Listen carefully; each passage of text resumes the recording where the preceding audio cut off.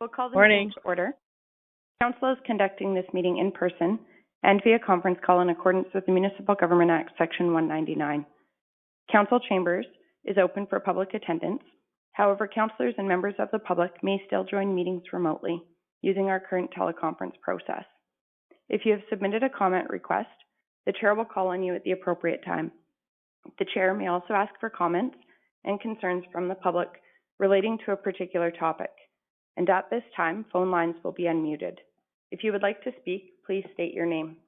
We ask that only one member of the public speak at a time. All persons will be allotted 10 minutes to speak as per our procedural bylaw. We ask that if the meeting recesses, that any callers hang up and call back in as the meeting reconvenes. This helps with call quality. Please note this meeting is being recorded and may be uploaded to our website and/or social media. To eliminate background noise, please mute your phone during the meeting. We also ask all attendees to mute their devices to reduce disruptions to the meeting. Everyone has a right to be present at council meetings and council committee meetings.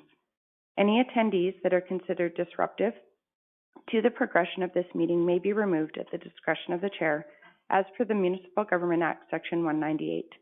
We thank you for your cooperation and understanding. Due to the hybrid nature of our meeting today, we will conduct a roll call. Reeve Link is present. Deputy Reeve Clausen. Good morning, everyone. Councillor Laprise. I'm here. Councillor Bigger. Here.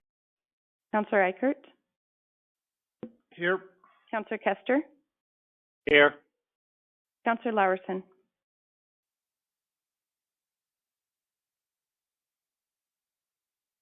Due to the hybrid nature of today's meeting, we'll also modify our voting procedure. We will vote by exception. I will call for any councillor who is opposed to the motion to indicate so verbally. For any motions with expressed opposition, we will conduct a roll call vote. We have an agenda before us. Does anybody have any additions or changes?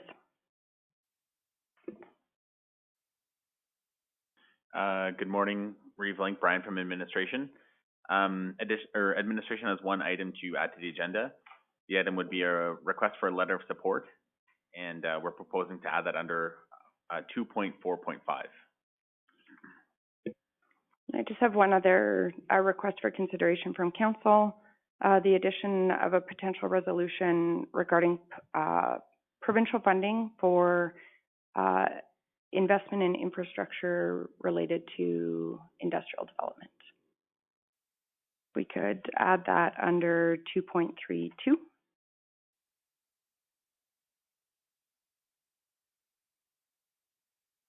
Any other additions or changes?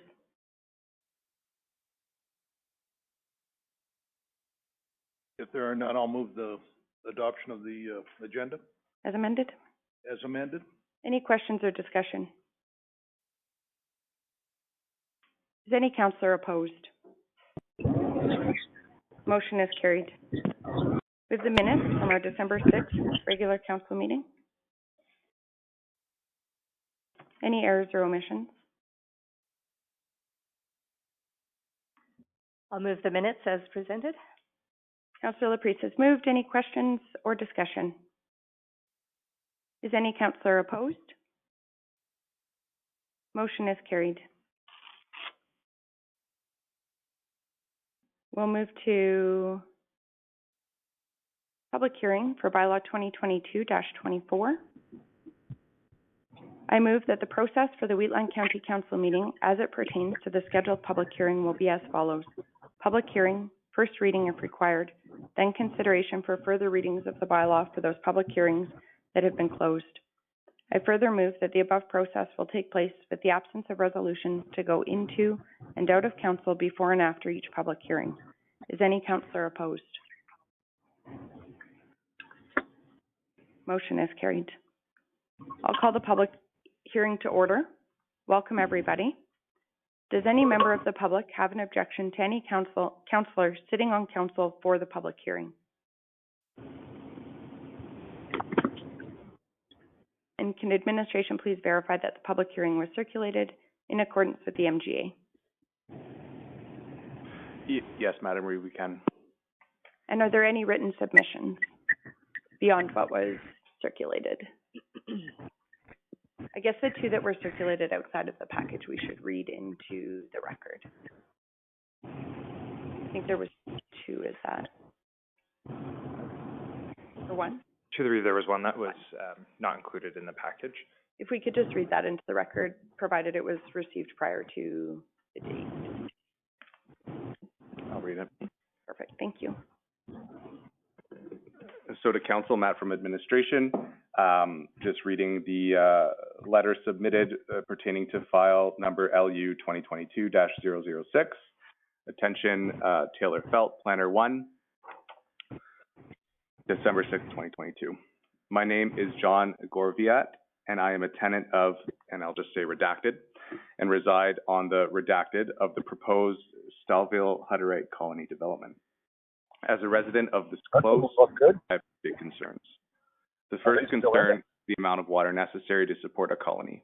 The well that is located where I live does not produce an abundance of water. In fact, there is a water tank reservoir in my basement to ensure that there is always enough water for my household needs. With the potential of high water use, as is often the case with large developments, I can't see how this would not affect the water well that supplies my house. If the well does go dry as a result of this development, who will be responsible for providing water for my household needs? The other big concern is the smell from intense livestock, chickens, hogs, etc., that seem to always be a part of these colonies. Where is all the manure going to go? If the smell is too intense, I can't imagine continuing to live here, nor would anyone else likely want to. I don't imagine anyone on council or anyone that works in the county office would want to have this beside their residence. My only hope is that council will reject this proposal. With the increase in traffic on local roads, along with the above stated concerns, living here will never be the same. Sincerely, John Gorviat. And there's a couple of redactions there. Thank you. Thank you very much. Good morning. Good morning, Council. Taylor Felt with the Planning and Development Services team here to present Bylaw 2022-24 for Council's consideration of second and third reading. The bylaw proposes to redesignate 617 odd acres within Section 12, 28, 24 west of the 4th Meridian from Agricultural General District to Direct Control District. The site is located immediately south of Kneehill County, southwest of the intersection of Highway 9 and Highway 21, as shown on the location map found on page 18 of your agenda package. The proposal is being made to facilitate the future expansion and development of the Hutterian Brethren Church of Stallville's daughter colony, which is called Sunridge. The applicant explained to me that when a colony reaches a population of 160 men, women, and children, that it's a common development pattern to divide and create a daughter colony with 80 members from the mother colony. Sunridge will be supported by a mix of uses, including multi-unit dwellings, schools, churches, agricultural operations, abattoirs, farm and accessory buildings, market gardens and farmers markets, communal childcare facilities, and other supplementary uses that can provide for the daily needs of the colony members. The unique mix of residential, institutional, and agricultural uses included in the direct control district are not supported together in the existing agricultural general district, which is the current land use. And this particular district, DC3, was created to support the future development expansion of 2 other colonies in our county. Development of the site has been planned in 3 phases, which I have the phasing map up on the screen here. Phase 1 includes the development of a layer barn, 2 shops, a truck scale, and water and wastewater infrastructure in orange on the screen. The second phase proposes the development of 4 multi-unit dwellings, a community building with communal dining facilities, a church, a school, and vegetable storage structure, a butcher shop, and a cemetery as well. And the third phase, which is in green on the screen, sees further agricultural uses developed on the site, such as granaries, barns, a feedlot, and a cement plant.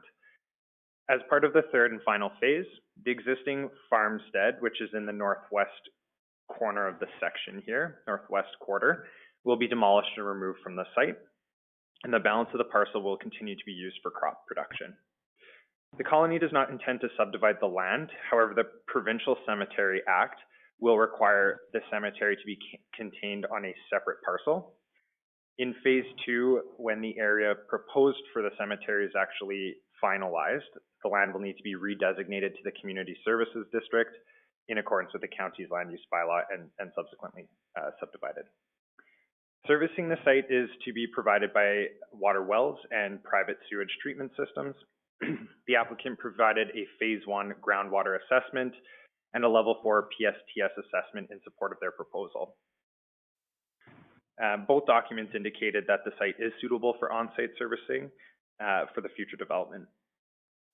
The applicant has also included a trip generation study with their submission, which noted that traffic volumes are expected to increase marginally as a result of the development, and that the impacts to the county's transportation network will be insignificant.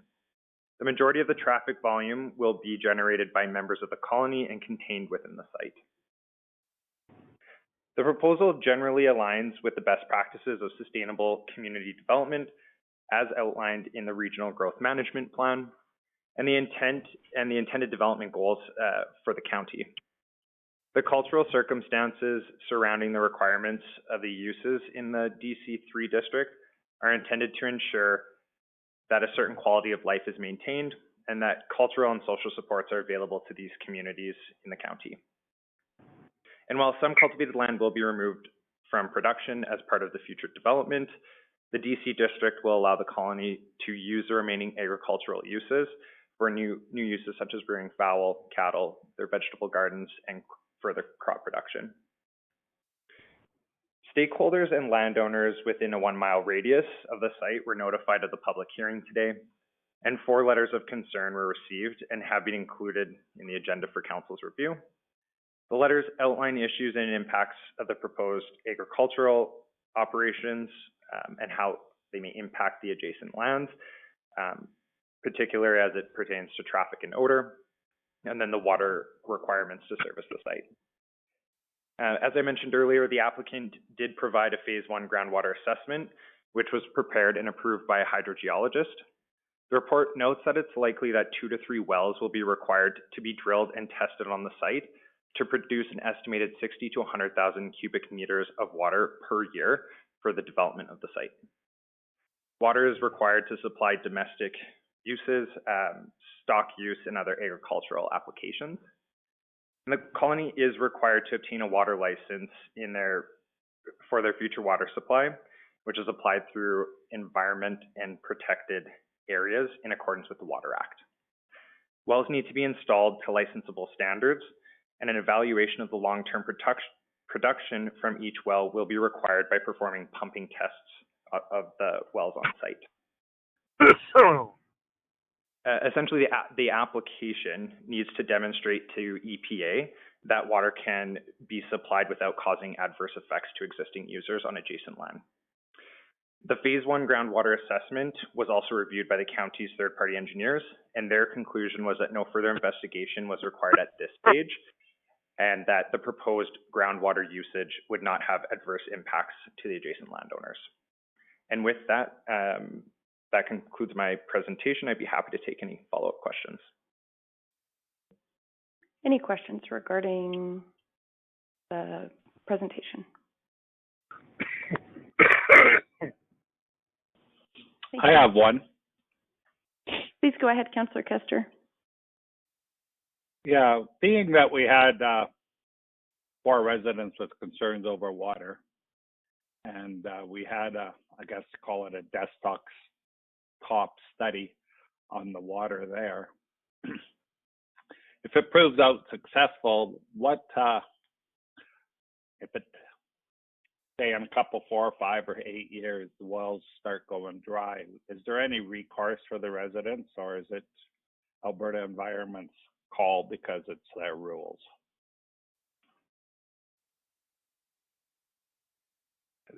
Through the Reeve to Councillor Kester, if I heard the question correctly, it's do the adjacent landowners or the residents with concern have any recourse if their wells are impacted by the development? Is that correct? That's correct, yeah.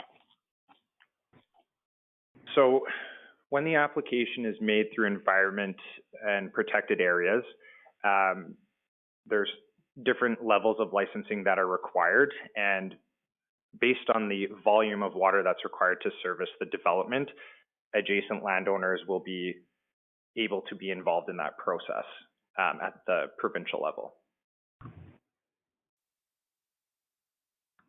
Will they be notified, or how would they know when the process is happening? Yes, environments and protected areas does notify the residents within a 1.6 kilometer or 1 mile radius. Okay, thanks.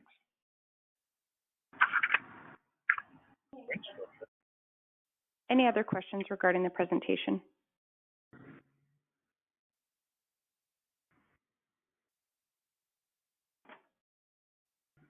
Hearing none, would the applicant like to speak?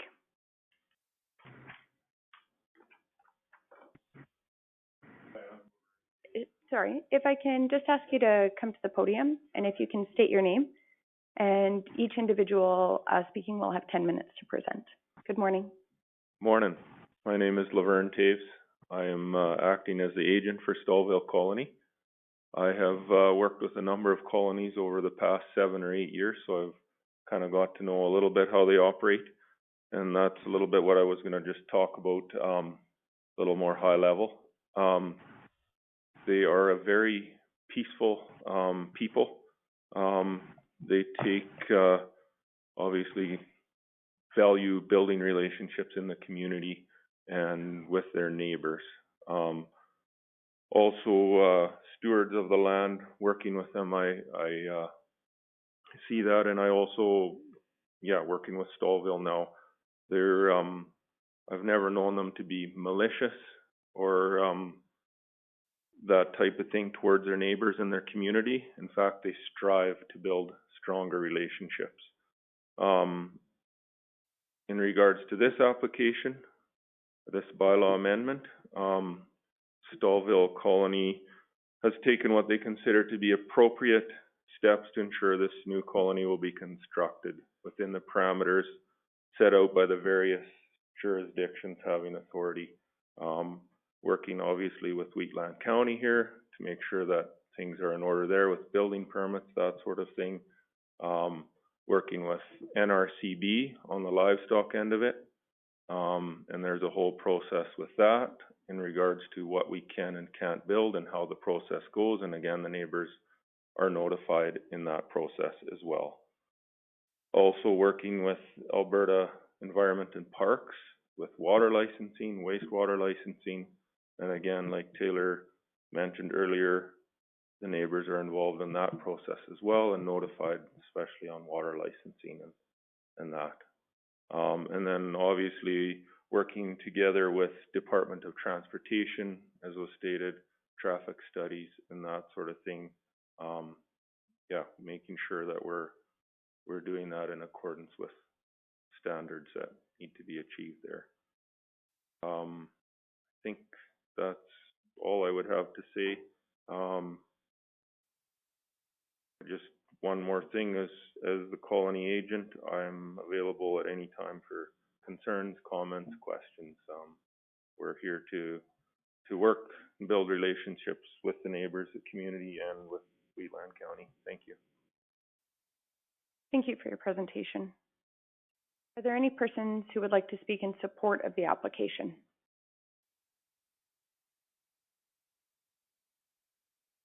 Are there any persons with concerns or who are opposed to the application who would like to speak?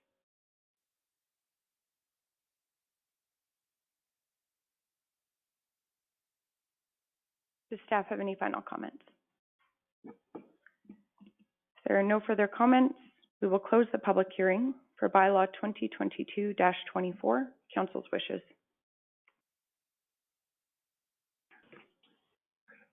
So the process, so everyone is clear. If council passes the bylaw today, they still have to get all the other requirements done, and if they miss Alberta environments or Agricultural Protection Act, any of them that affects if the colony happens, right? I just want the public to be aware, just because the county grants the redesignation doesn't mean it's going to happen without the other hurdles being done.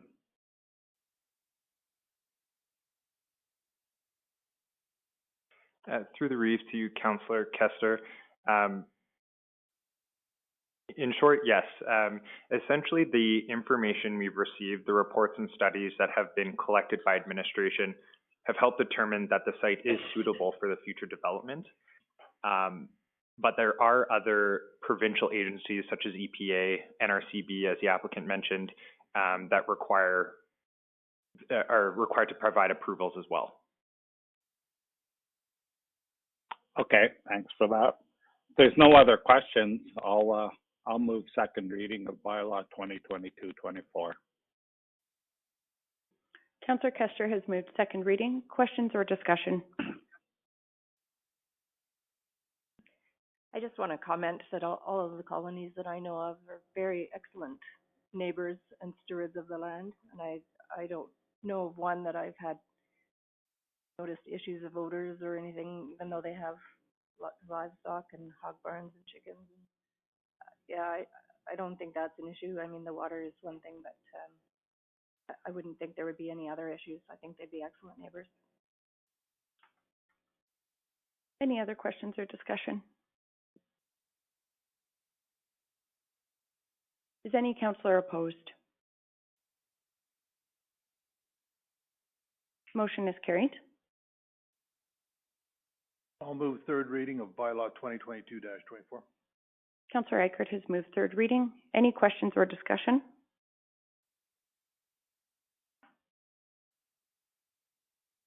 Is any councillor opposed? Motion is carried.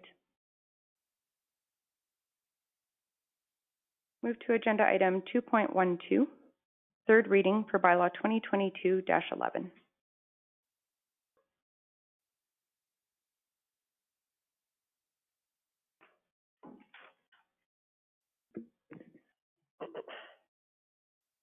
Good morning, Council. Stefan from Administration here.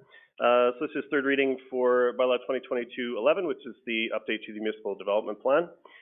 Council will recall the public hearing from this item on November 1st, 2022. At that time, obviously the public hearing was held and Council passed second reading to adopt the bylaw. They also had a number of amendments, largely for formatting and editing matters. So those have all been integrated into the version that's here today. The other reason we wanted to split up the second and third readings was to reformat and redesign the MDP document itself. So thanks to Taylor Felt from Administration, who's been working pretty tirelessly the last couple of weeks in order to get this prepared for consideration today. So as you can see on the screen here, the redesign essentially is the same information as what you saw in the second reading, but hopefully presented in a way that's a lot more accessible, easier to print, easier to read, and easier to find the information that staff as well as members of the public need in order to use this document. So that concludes my presentation. Obviously, happy to take any questions should we have any. But we are, of course, recommending option 1 approval or adoption of the third reading. Thank you. Any questions or discussion? I reread this document, and under 2.2 guiding principles, promoting smart growth, it's the second bullet point. And I can't find a definition of that. I mean, I have no idea what that means. That could be good or that could be bad. So I don't know if we can put a definition of what smart growth is and whose opinion smart growth is. Through the chair, if you had something to propose, we could, or we could help come up with that. Essentially, it's just intended to mean to align with the other parts of the document in terms of responsible development. It's not any specific thing, really. It's just that development's done responsibly.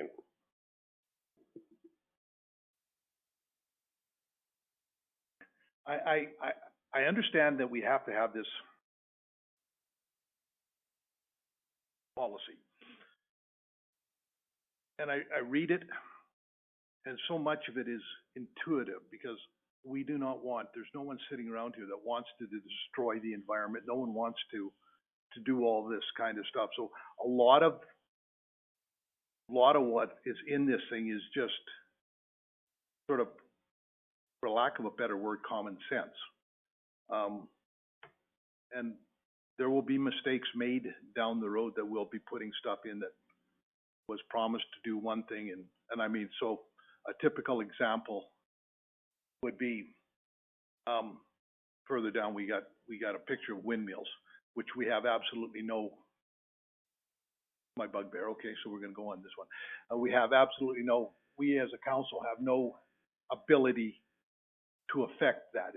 If another branch of government, if the provincial government decides that these things are good, quote unquote, somebody else's idea of good, we're gonna get them. So is that a good, you know, like, so 20 years from now, when we start trying to figure out how to take them down and work around them because they're not working, that'll be one of those things that, well, that was at the time, that was a good idea. Now it's no longer a good idea. All I'm saying is, what I'm trying to say here is, so much of this is just, and I know you have to do it, but it's just word salad, because we as council should be sitting here and not making any decisions unless it is for the good of council, right? Or, I mean, sort of good of the county. So, I mean, I could rail on this thing for hours, because some of it gets really, really specific. But like I said, I just pulled out promoting smart growth, because, like, who in their right minds would say, yeah, well, let's do something that's really stupid? I mean, it's just, you know, we're just not set up that way. So, I understand what it is, and this is the last you're going to hear of me saying this, but so much of this document could have been probably done in 2 pages, and it would be common sense, you know, like, but I understand, it looks good, and I'm done. Councillor Priest.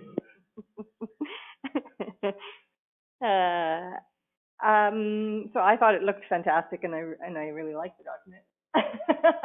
I get what you're saying, Tom, that some of it is subjective, and always, yeah, who determines what smart growth is? You're exactly right. But anyways, I noticed just 2 grammatical things that I just want to bring forward.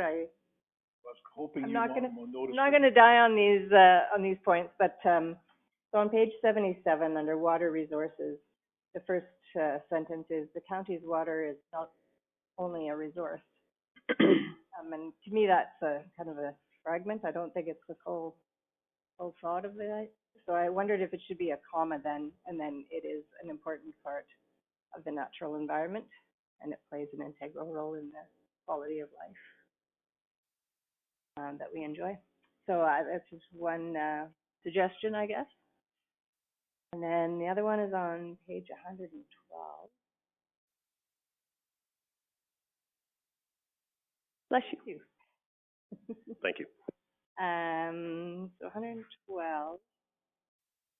So for me, and this is really picky and minor, but at the end of the first paragraph, it says specific roles and responsibilities include, and then we follow with paragraphs. And so to me, if you're going to have a colon at the end of include, you'd want to have bullet points. Since we don't have bullet points, I think it should be reworded to maybe say specific roles and responsibilities are outlined below. Something like that, where it's not a part of a sentence. Those are my only comments. Otherwise, I think it looks great. Yeah, appreciate the work. Thank you. Any other questions or comments? I have one more. Sorry, just going through this. On page 79, 3.3.4, water supply policies. And I'm sort of wondering, point on number 2, Each new multi-lot residential proposal without municipal water service at time of subdivision should provide its own water supply on site. Trucking water into the site is discouraged, and applications with such concepts should not be accepted. I'm just wondering why that's there, because of, we still have a water in, water out policy, that if I want to develop a piece of property and there's no possible way that I can get water to it, that I don't think you guys can actually stop me from doing that if I provide water in and wastewater out. So I'm just wondering why that's there. I mean, we are definitely against that, but I think that if I take you to court, you can't stop me from doing it if I have no other alternatives, right? So I'm just wondering why that line is particular there. Just one of those there again, you know. Yeah. Yeah, through the chair. So the key is essentially this is like new residential proposals that rely on that type of servicing. That's what it's trying to discourage. So you notice it says should. So the should statement is something where it's typically not done, however, it can be done in certain situations. So that was exactly what we were thinking of. We didn't want to have a situation where somebody has a lot. The only possible way that they can service it is through trucking the water onto the site. We want them still, obviously, if that's the only way it can possibly be done, if they have the documentation to back that up, that indeed that is the only way that it can be provided, then they can go ahead and do that. The thing we don't want to see, obviously, is have, you know, multiple lots proposed with trucking water onto the site. For one, I mean, obviously, it just adds traffic, it's the environmental aspect. But for those future landowners, that becomes quite a costly endeavor, really, to truck water onto the site. And then they turn to us and say, you know, provide us with a water servicing. So essentially, it's looking to do both those things. And that clause is specific to multi-lot residential as well, so it wouldn't necessarily apply. It still might not be ideal for like a single residential or for a non-residential use, but that clause looks like it specifically applies to multi-lot residential. Correct. With respect to this one, even if it is one lot, the policies with respect to wastewater and water also discourage it. Again, if they have the documentation that shows it's the only possible way to do it, then that's the only way it's considered. I'm just, there again, it's just, why is it there? Because me as a developer, if I can make it look on paper that I can actually make money doing this. I mean, we have acreages all over the countryside that, you know, that at one point in time had wells, and the wells have gone south. We don't sit down there and solve their problem for them, right? They have to figure out what they're going to do, right? So I just worry about us trying to figure out making the absolutely perfect scenario where, you know, and you know, and whereupon most of it can be just done by, no, we don't do that. We do so well with our acreages because the people move out to the acreages and they realize they don't get any services. You know, the snowplow goes by their street and they, you know, so they have to figure out a way to get to the street that's been plowed, and the transfer station is down the road. That's the only problem. That's the only services we provide to acreage owners, and they understand that. And people, when they understand, they move into it. So I just worry about, you know, trying to make this thing so good that, you know, if a developer does something, we've had this discussion. It's always buyer beware. Maybe it's not the perfect world, but it's always buyer beware. If I'm going to buy a piece of property, if I'm going to do something, it is on me in order to figure out what the ramifications down the road are at any one situation. So overall, it's a good piece of paper, but okay. Any other questions or discussion?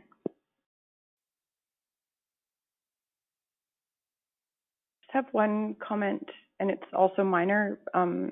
Very impressed with the work on this document, and recognizing that this wasn't a complete rewrite too. So there's definitely elements that I probably would have done like a deeper dive if we weren't drafting actual MDP, we were just doing like a review and an update. And while there were principles that maybe I didn't 100% align with within the document, I do think we can still apply them in a way that provides for strategic growth for the county. particularly when things aren't super prescriptive or like making things impossible, but just maybe encouraging or discouraging certain types of development and that type of thing. My only comment is we had an update to change references to specific ministries, just given that like at times they do change, and so we can keep the document as current as possible. The wording Government of Alberta Agency was used, and I'm just requesting that we add Government of Alberta Agency or Ministry, because agency doesn't really apply to like Alberta Environment and Protected Areas is like a ministry, but not an agency. And so I think we need to align with both. And other than that, I did not see anything. I will actually say I had the same questions as Tom, and did look a little bit into like those development strategies. And I think the principles of them, because planning is maybe planning education is more focused on urban development and that type of thing. But I think they can still be applied in a rural context and direct us towards growth that is sustainable and reduces agricultural land fragmentation as much as possible and those types of things. So I kind of looked at it through that lens. Those are my only comments. And just a huge thank you to all of the administration that worked on this. I know it was a long process and it is an important document, and I appreciate council's attention to detail and to the principles within the plan as well. So thank you, everybody. One other thing, page 85, 3.6 residential, Muirfield is not mentioned anywhere in there, and I think that should be thrown in, that has to be put in there because Speargrass is mentioned, so until we've decided what we're doing with that.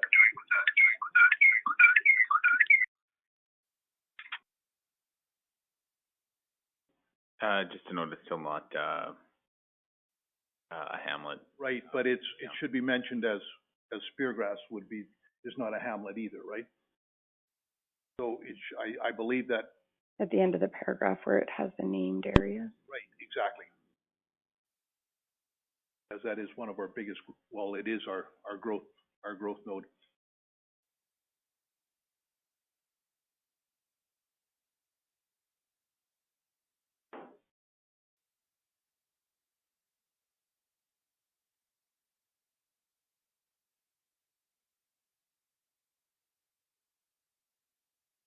Any other discussion items or questions? Just looking quickly, I feel like in the beginning, there's somewhere that references the communities. Okay, what is this document?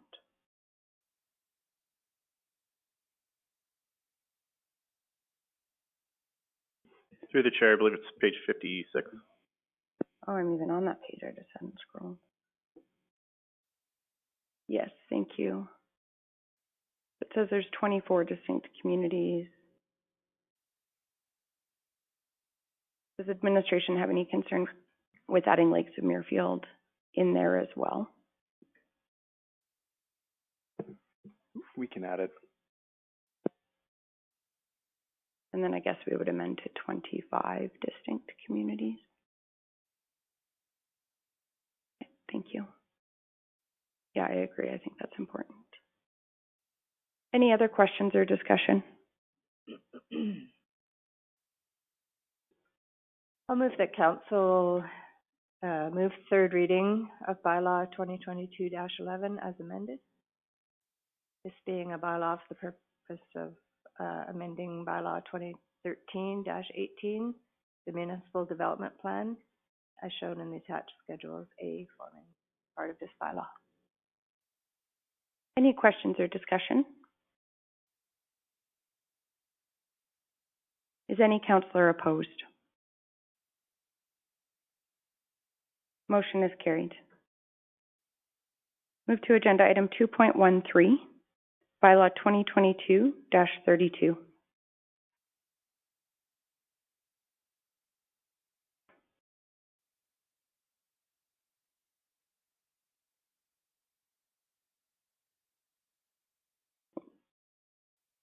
I have the wrong number.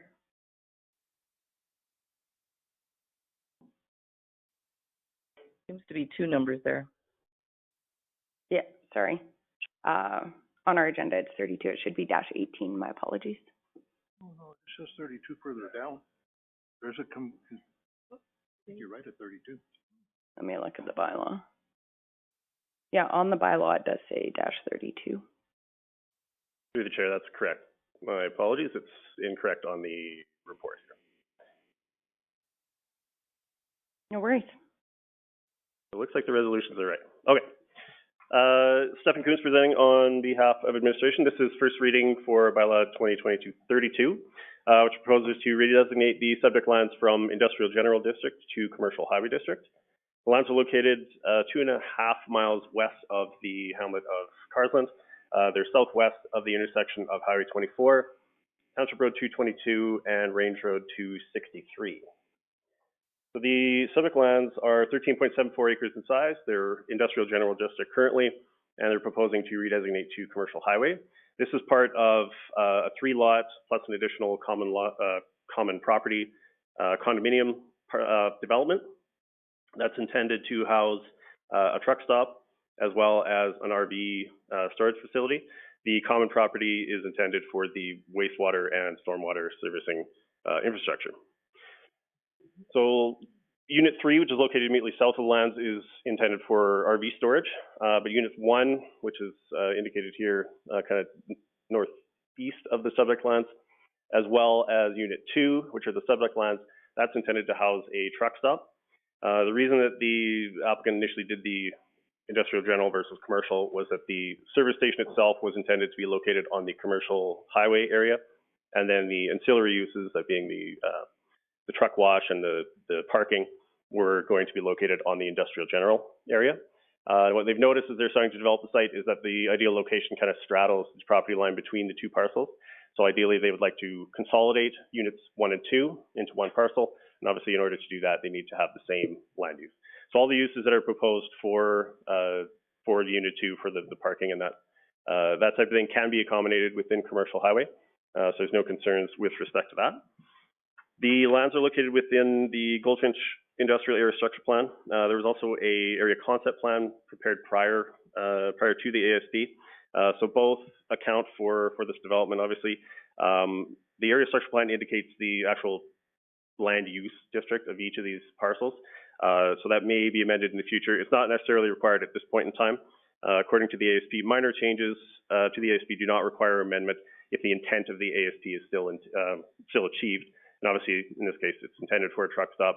This application is simply just to make that easier for the applicant to develop. So we are recommending option 1, and that concludes my presentation. Happy to take any questions should you have any. Thanks. Any questions or discussion? Council's wishes. I'd like to move that council accept first reading for bylaw 2022-32 for being a bylaw for the purpose of amending land use bylaw number 2016-01 to redesignate Unit 2, Condominium Plan 2011346 within Northeast 42226 west of the 4th, from Industrial General District to Commercial Highway District as shown in the attached Schedule A.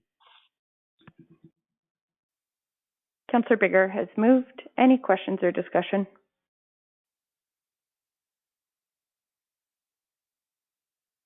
Is any councillor opposed? Motion is carried.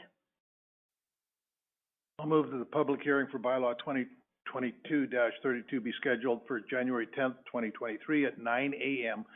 in the Wheatland County Council chambers. Any questions or discussion? Is any councillor opposed? I would just like to ask, I can't make that actual public hearing, and it's in my area. Is it imperative? I don't want to hold it up, though, but it's not imperative that I'm there, right? No, as long as we have quorum. Okay, thank you. Any other questions or discussion? Is any councillor opposed? Motion is carried.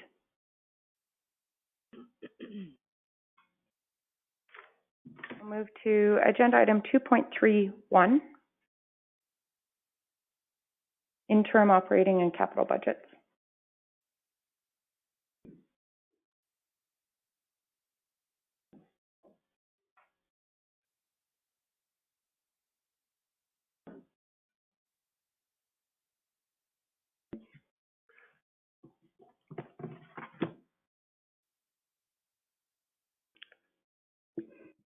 Morning, Council. Joel here from Administration. Here to walk through the interim operating budget for 2023 to 25 and the interim capital budget for 2023 to 2027. I'll just briefly summarize kind of what we've discussed the last few budget sessions in just a high-level summary and kind of what's been included in this proposed report.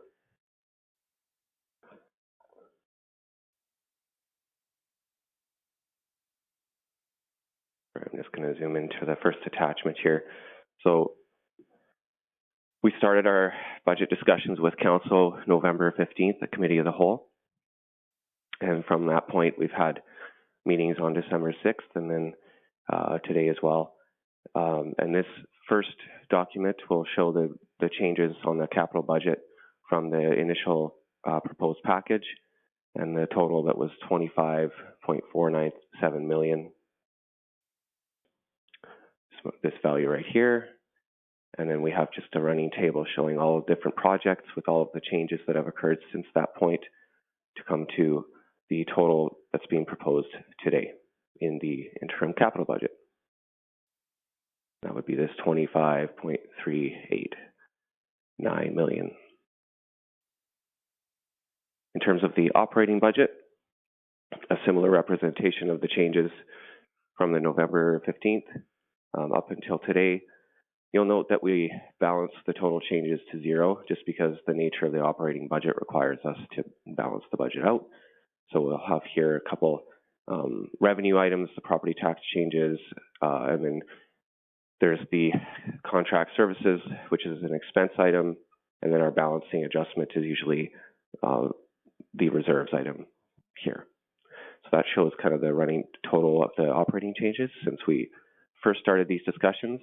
And then also for Council's convenience, we've shown the current proposed operating interim budget for 2023 versus the final approved 2022 budget, and kind of breaks down how the expenditures have changed over that period. We also showed a very similar representation in our slideshow, I believe on November 15th as well.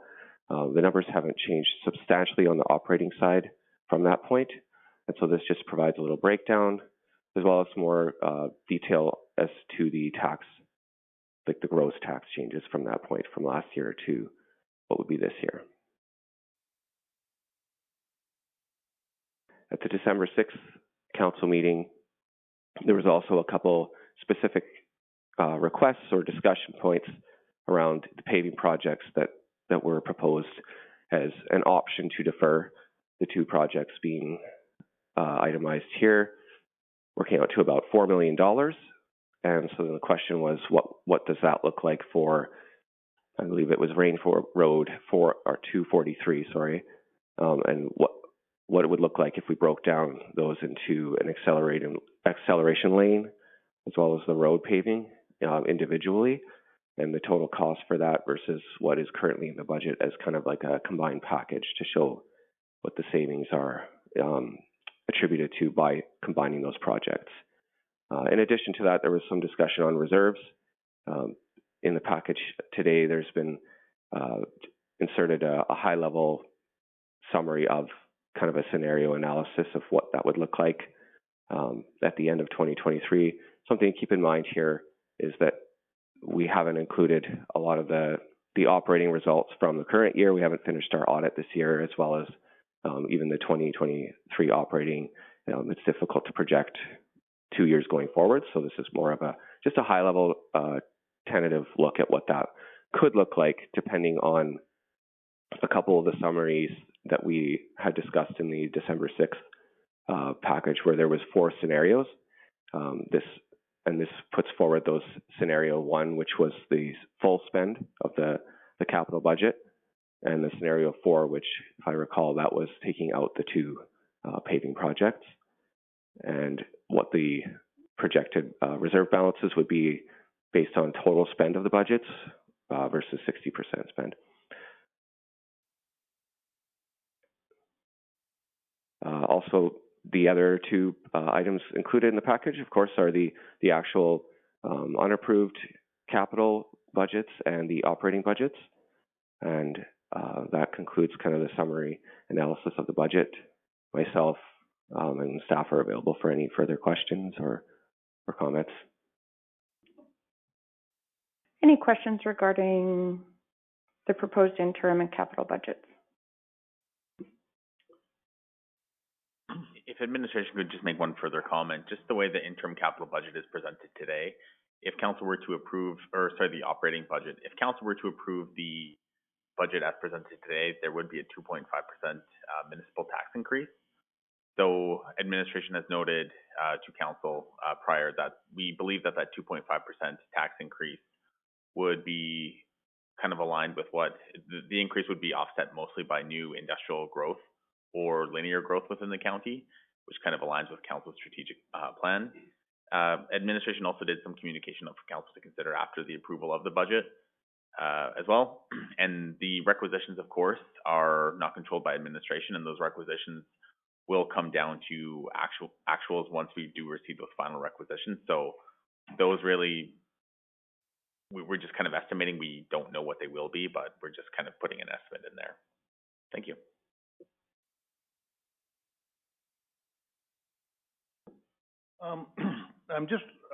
This is for administration.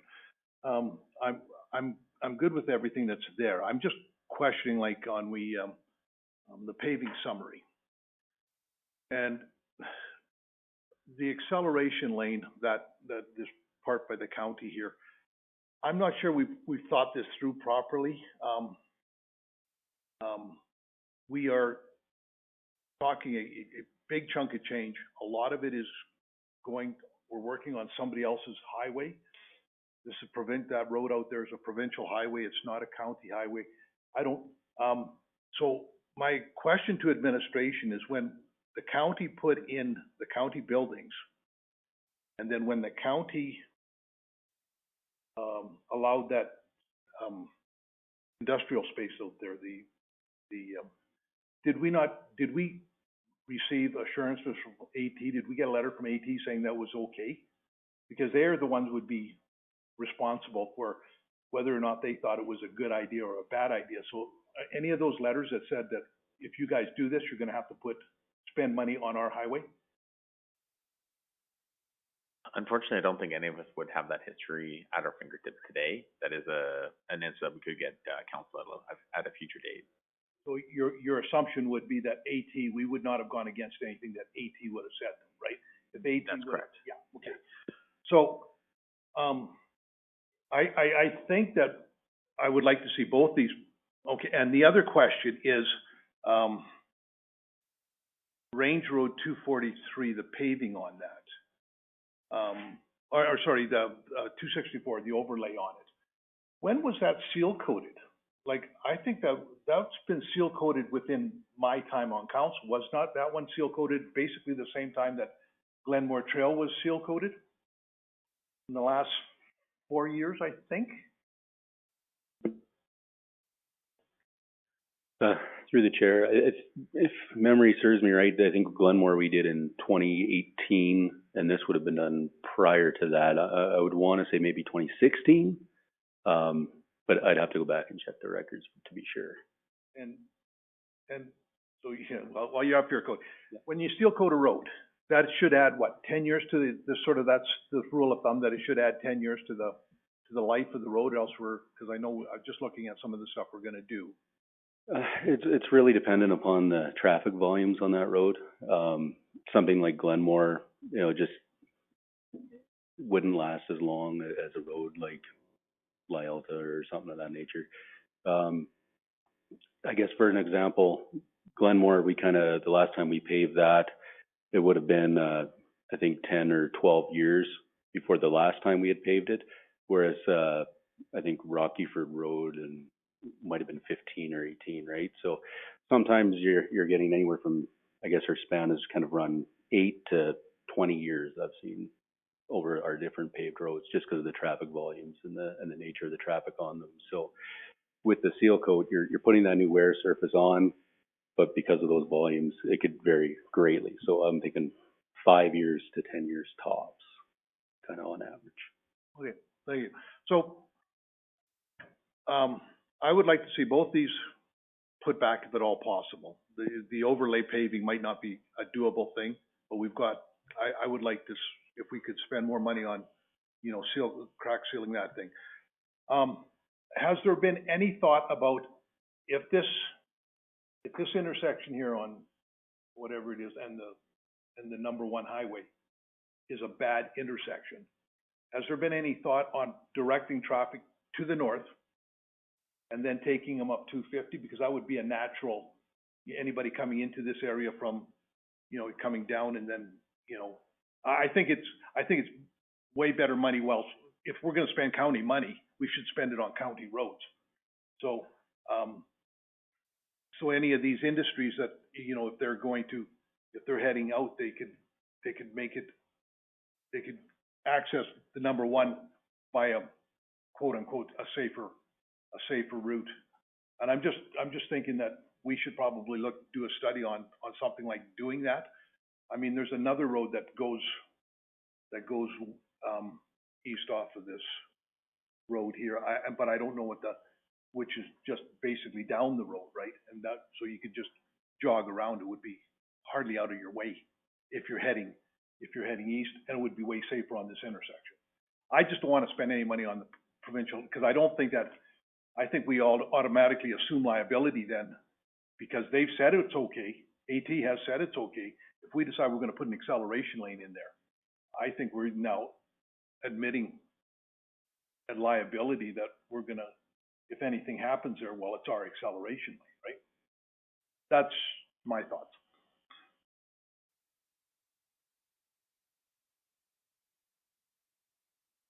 I don't know if you need to comment on it. Well, through the chair, I guess just things to consider over the future is a lot of the changes that have happened since this building was constructed. Like, I believe this merge lane going to the west, that was part of this development when we originally put this office in here. That was a requirement that we put in. So there's, and then over the years, obviously we've grown over time, and so have the businesses across the road. So things do change, I guess. AT rarely comes back and reassesses an intersection after development.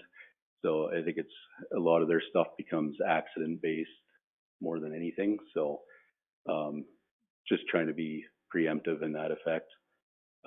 Also looking to our future planning, across the road, Range Road 243 going south is fairly substantially high volume road, like 600 to 800 cars a day.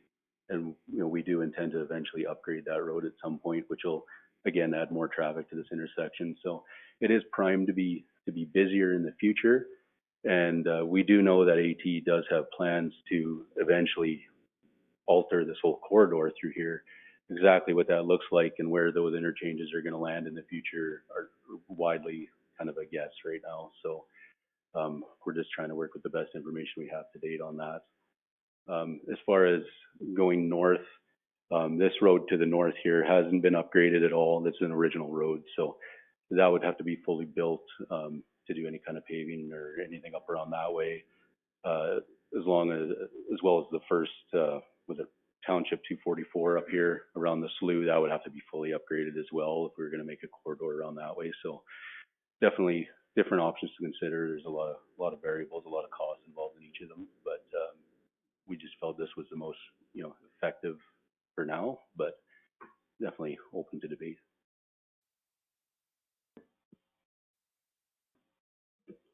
Other questions or discussion on the proposed budgets? I've kind of gone back and forth between, we talked about scenario 1 and scenario 4. On one hand, I think for scenario 1, the full budget, approving the full budget, I do think that we have the reserves to cover it.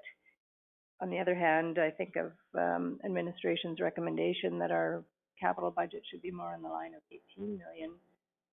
And and then I look at some of the medium-term projects and know that administration has classified them as medium, meaning that they could be deferred for up to 3 years. So I do wonder if we should reconsider that scenario 4, but maybe looking at some of those medium-term projects. There's a few of them that I think we should still do, but there's smaller projects that, like fencing around waste transfer sites and things like that. I mean, we're neighbors that need to keep our properties looking good too, and LED lighting is something that save us money down the road. Rosebud Columbarium is meant to be recover those costs. So, but I did think that we should continue with the paving of this 243 and the Highway 1 lane. I thought maybe we could defer 264 paving. So yeah, I'm not sure we're there yet.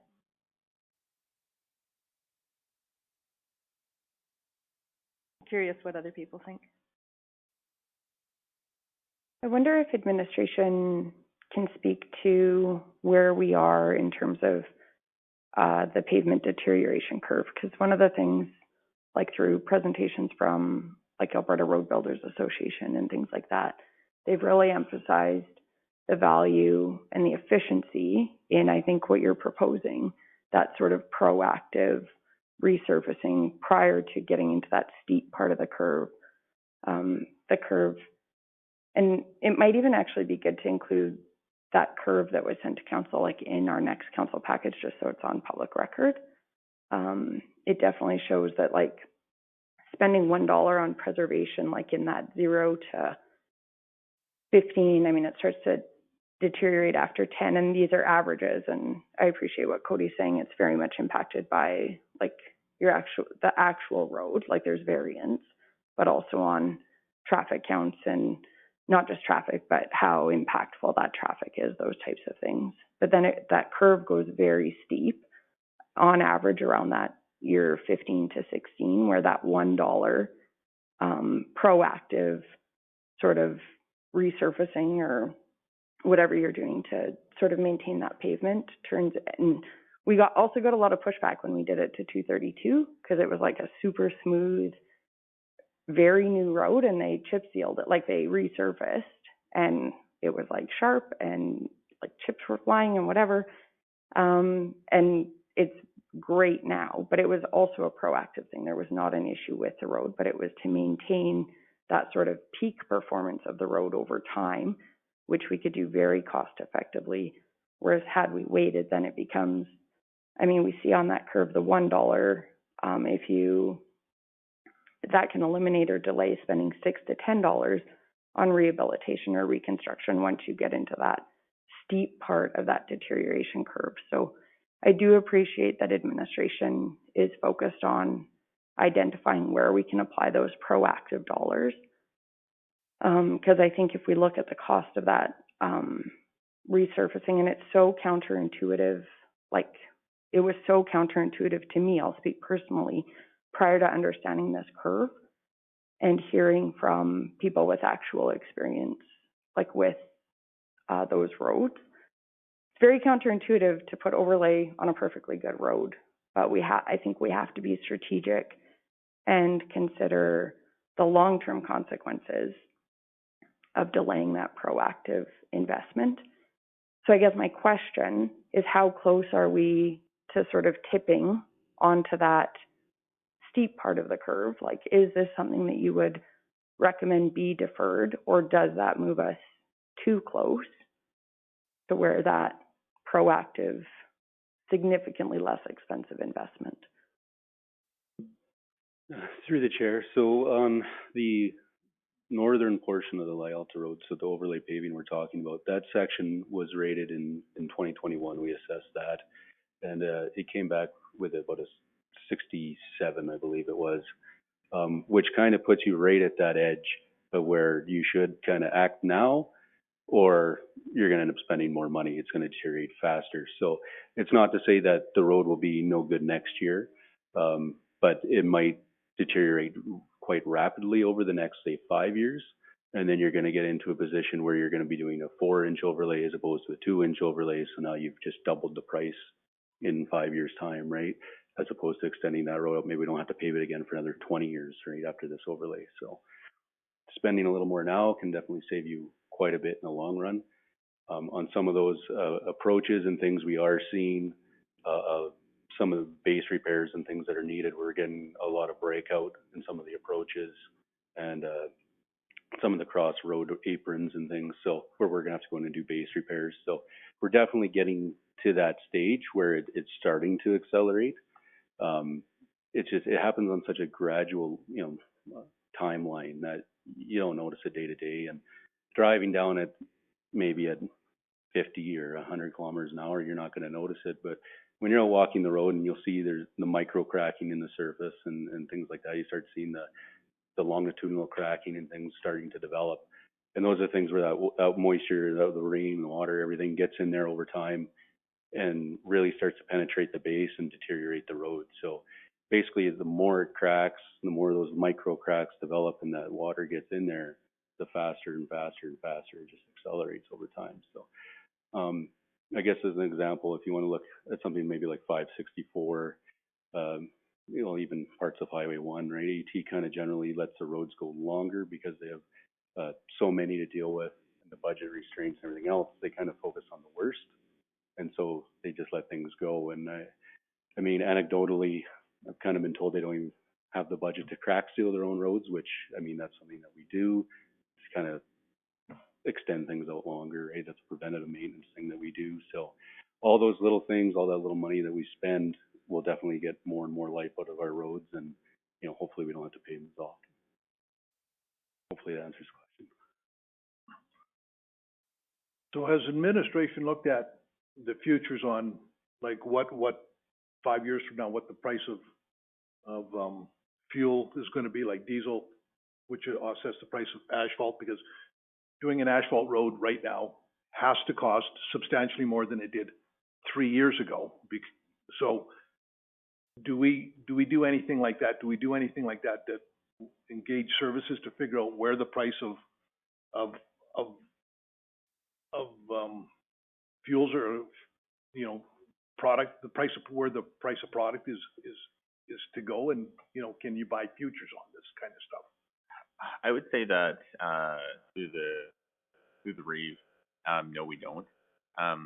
That's just not typically the kind of I guess, risk or projections that a municipal administration gets into. Just never really considered that one. So, question: how much? So on MRO, how much has the cost of the product gone up? Like in the last 2 years, we've been doing it for 2 years now. We should have a pretty good idea where it's going to.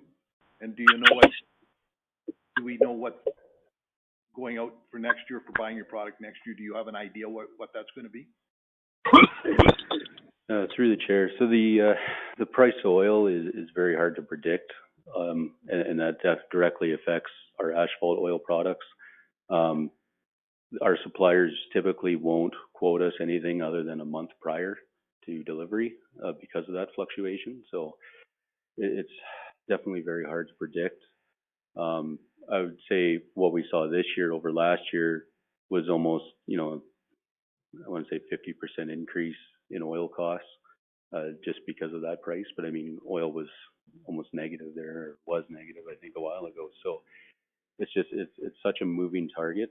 So it's really hard to predict as to next year if prices are gonna remain high as they are now, which is what these budgets are quoted off of, were this year's prices. If they come down, then hopefully these prices will drop significantly. I think as we talked about before, we kind of always estimated around $1 million a mile for new pavement. But obviously we're looking at this here, you know, we're substantially higher cost than that. So it's hard to say. So we're hoping it'll come down. We're budgeting for the worst. But in saying that, it could definitely go up even more, and we might be revisiting this whole conversation again, even if we approve it today. So, Mike, so further down this road then, should not we as council direct administration to find out if there is sort of a hedging thing out there for our huge cost in this, doing what we do is the price of roads, right? Like that's our big cost. And if we could find, if there's a service out there that we could buy into that says that the price of oil, like this, there has to be something out there that tells us that, you know, that it could very well be that they're going to say, no, next year the price is going to be this much higher, and the year after that it's going to be that much higher. But if we had the information that said the price of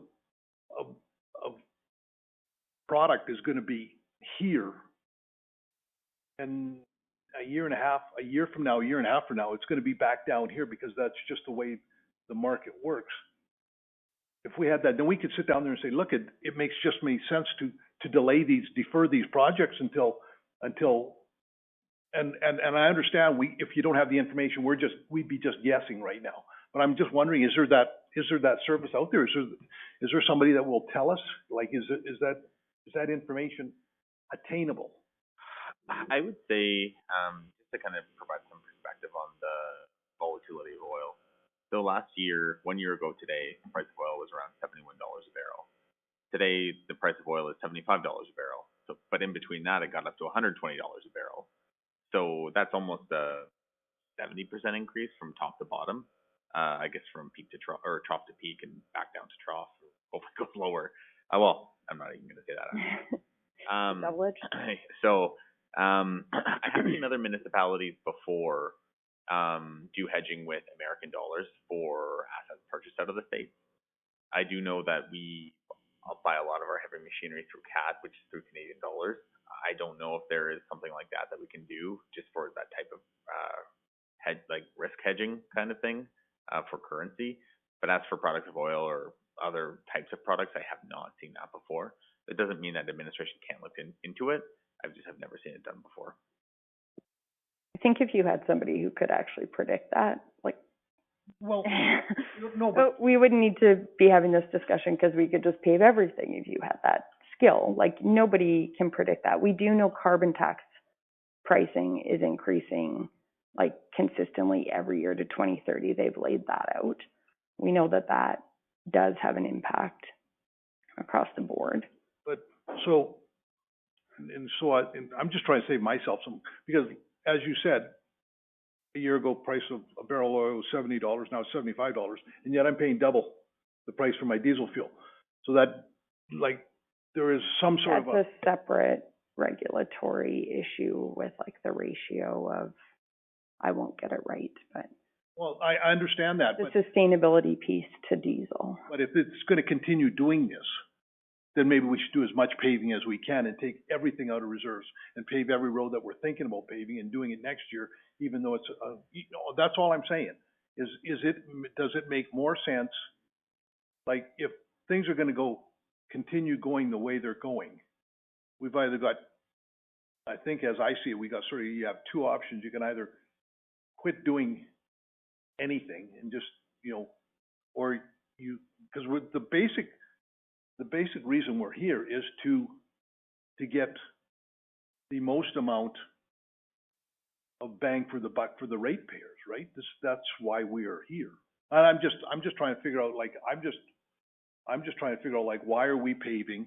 Does it make, like, I want to know in my mind, does it make sense to be paving roads when the price is so high to pave roads, when 3 years from now, maybe the price won't be so high. There's gotta be, I just assume there's gotta be something out there that, there's gotta be a rule of thumb out there somewhere.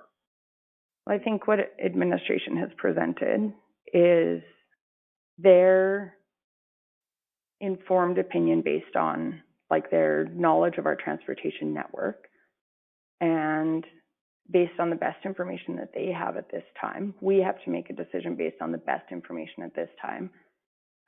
I cannot predict if prices are going to increase or decrease substantively. Like they are high now, but they're not outrageously high. Like things have moderated definitely. If anything, looking at global trends towards where we're going in terms of, you look at the commitments that were just made this week, I would anticipate that pricing is going to continue to increase, whether it's carbon taxing or industry pressure, or industry self-imposed changes to align with global trends, that pricing will tend to increase, but I don't think it would be prudent to go out and pave, like do a significant amount of paving that isn't deemed like high priority at this time. I like the work that we're doing with the work on the MRO and analyzing that and looking at what it does in terms of providing that balance of maintaining roads that don't need to be banned and doing some, mitigating dust, which has impacts further than like just aesthetics. There is some rationale for reducing dust where you can. I think it is important, especially if we are focused on investment attraction, to maintain our transportation network. We have an exceptional transportation network, and it is important that we strategically invest in maintaining that.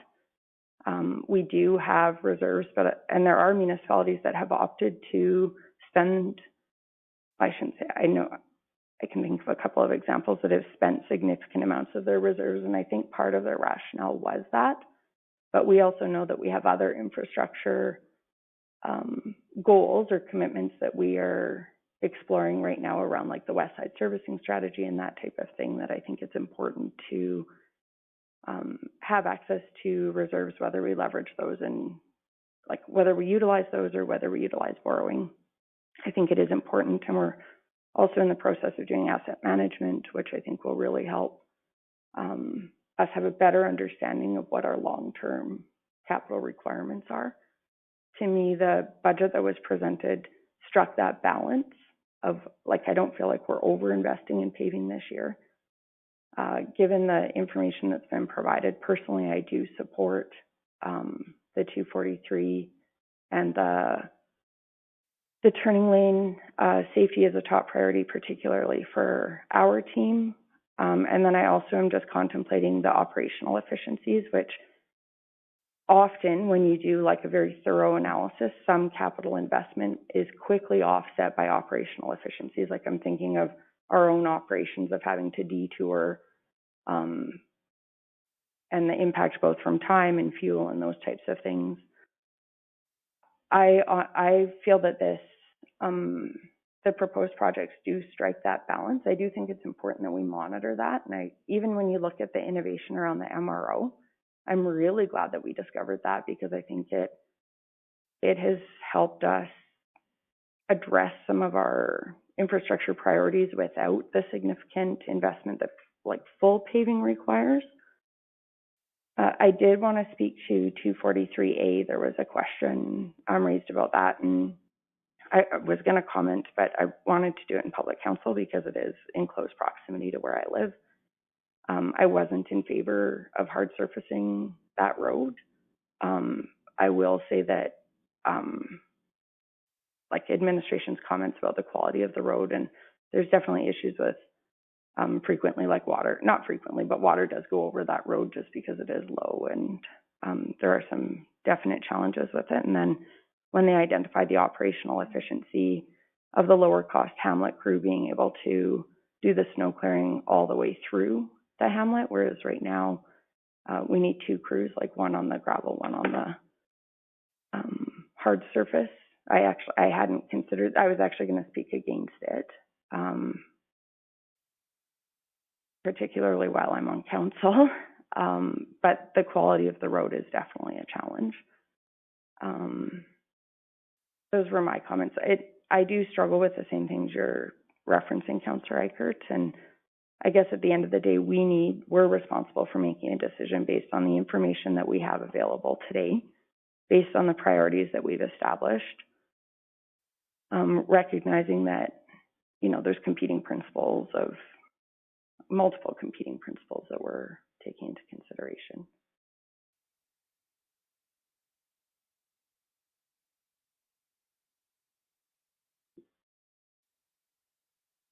Sorry, Joel from administration, if I could just add one thing to supplement what Brian was talking about, in terms of like the U.S. dollar hedging and that type of approach is of course acceptable and prudent in many cases because you're hedging purchases that you're going to make.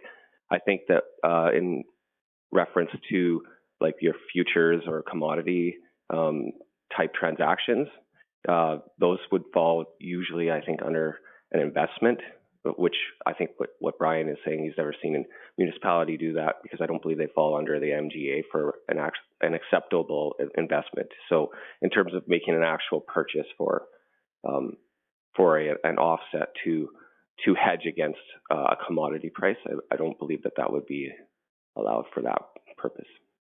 So. Yeah, if council wanted to direct us to take a look at that, they could as well, just kind of outside of this budget process.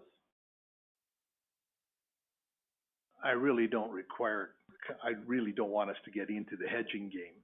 I just want to know if there are papers out there that people sell information of knowledge that they have, and I'm just, they're usually a subscription type basis, and I'm just wondering if there's such a one that administration has looked into and said, well, that'd be a good idea. I wonder if I should bring this to council, see if Tom would go for it.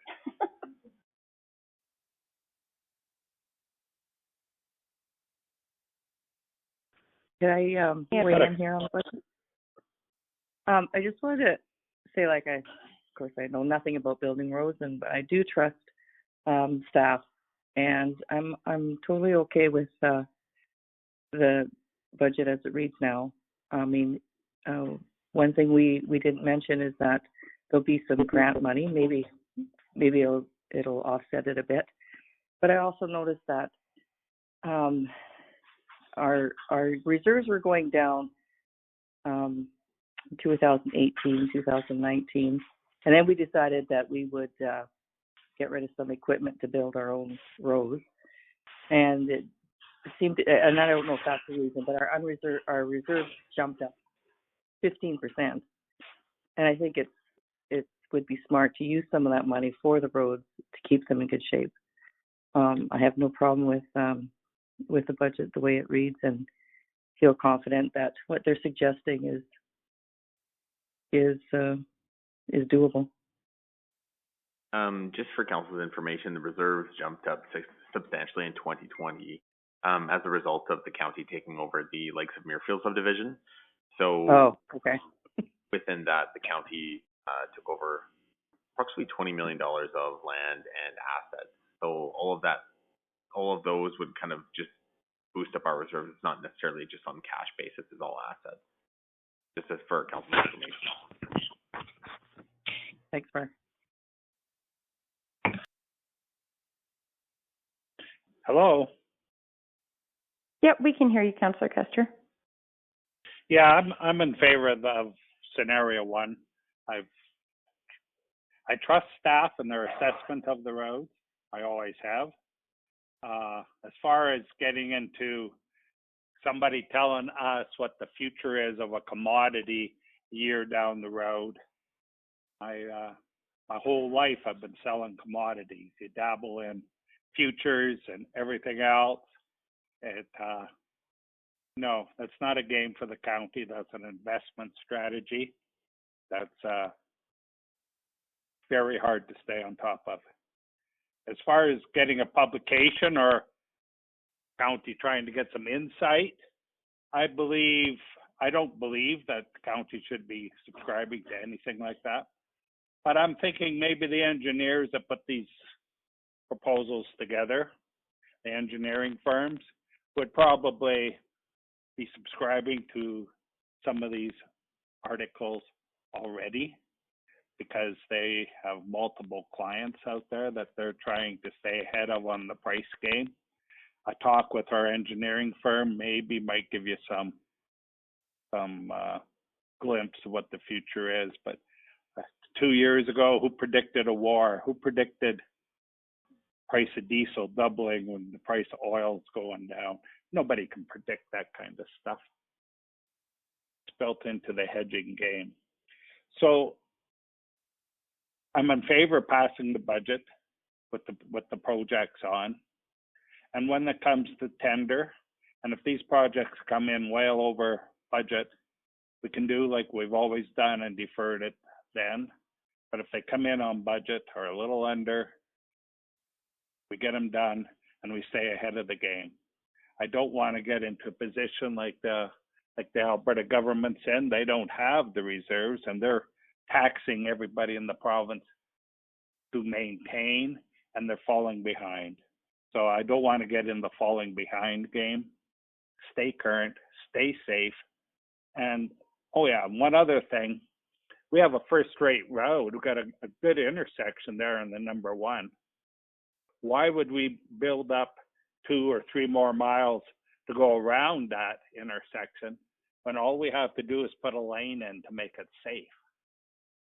We build roads in the county to direct traffic to the built-up road to keep it off of our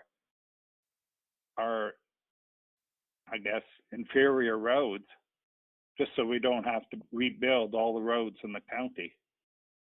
Keep it safe, build it up, and once it's in the ground, we don't do it to increase our reserve status. We do it for the safety and convenience of our ratepayers, for our industry to move efficiently on. We got a good road network. Let's not fuzzle it up.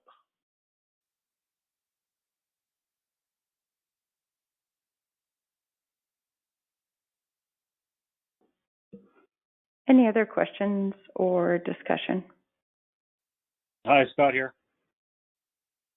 Yep, we can hear you, Deputy Reeve. On the roads here, this is more of a maintenance question. I think a couple of meetings back, I heard that we only do cracks, and I think it's every 3rd year. I'd really like to see us, especially on our hard surface roads, doing that every year. That is, because I've done this job before, it is a key thing to keep those roads in tip-top shape. Keeping the water out of them keeps the ice out of them, which blows potholes and all that stuff. So I'd rather shift some money into more maintenance in the future because we'll get more longer life out of that surface if we keep it sealed up.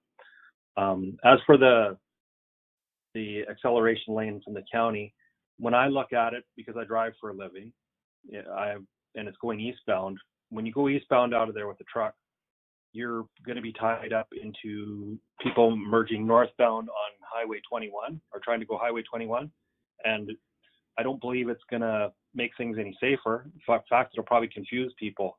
I see it at Highway 24 every day where there's a long acceleration lane. People still don't know how to drive. They try to jump over into the slow lane, and it kind of is redundant to why that lane was there. As far as going north out of the county, if we did that and upgraded some roads, you'd actually put everybody in the safest position to merge onto Highway 21 and onto the Fire Guard Road, which goes right across the county, which the majority of county traffic, I believe, still utilizes. So that's my thought process there. Thanks.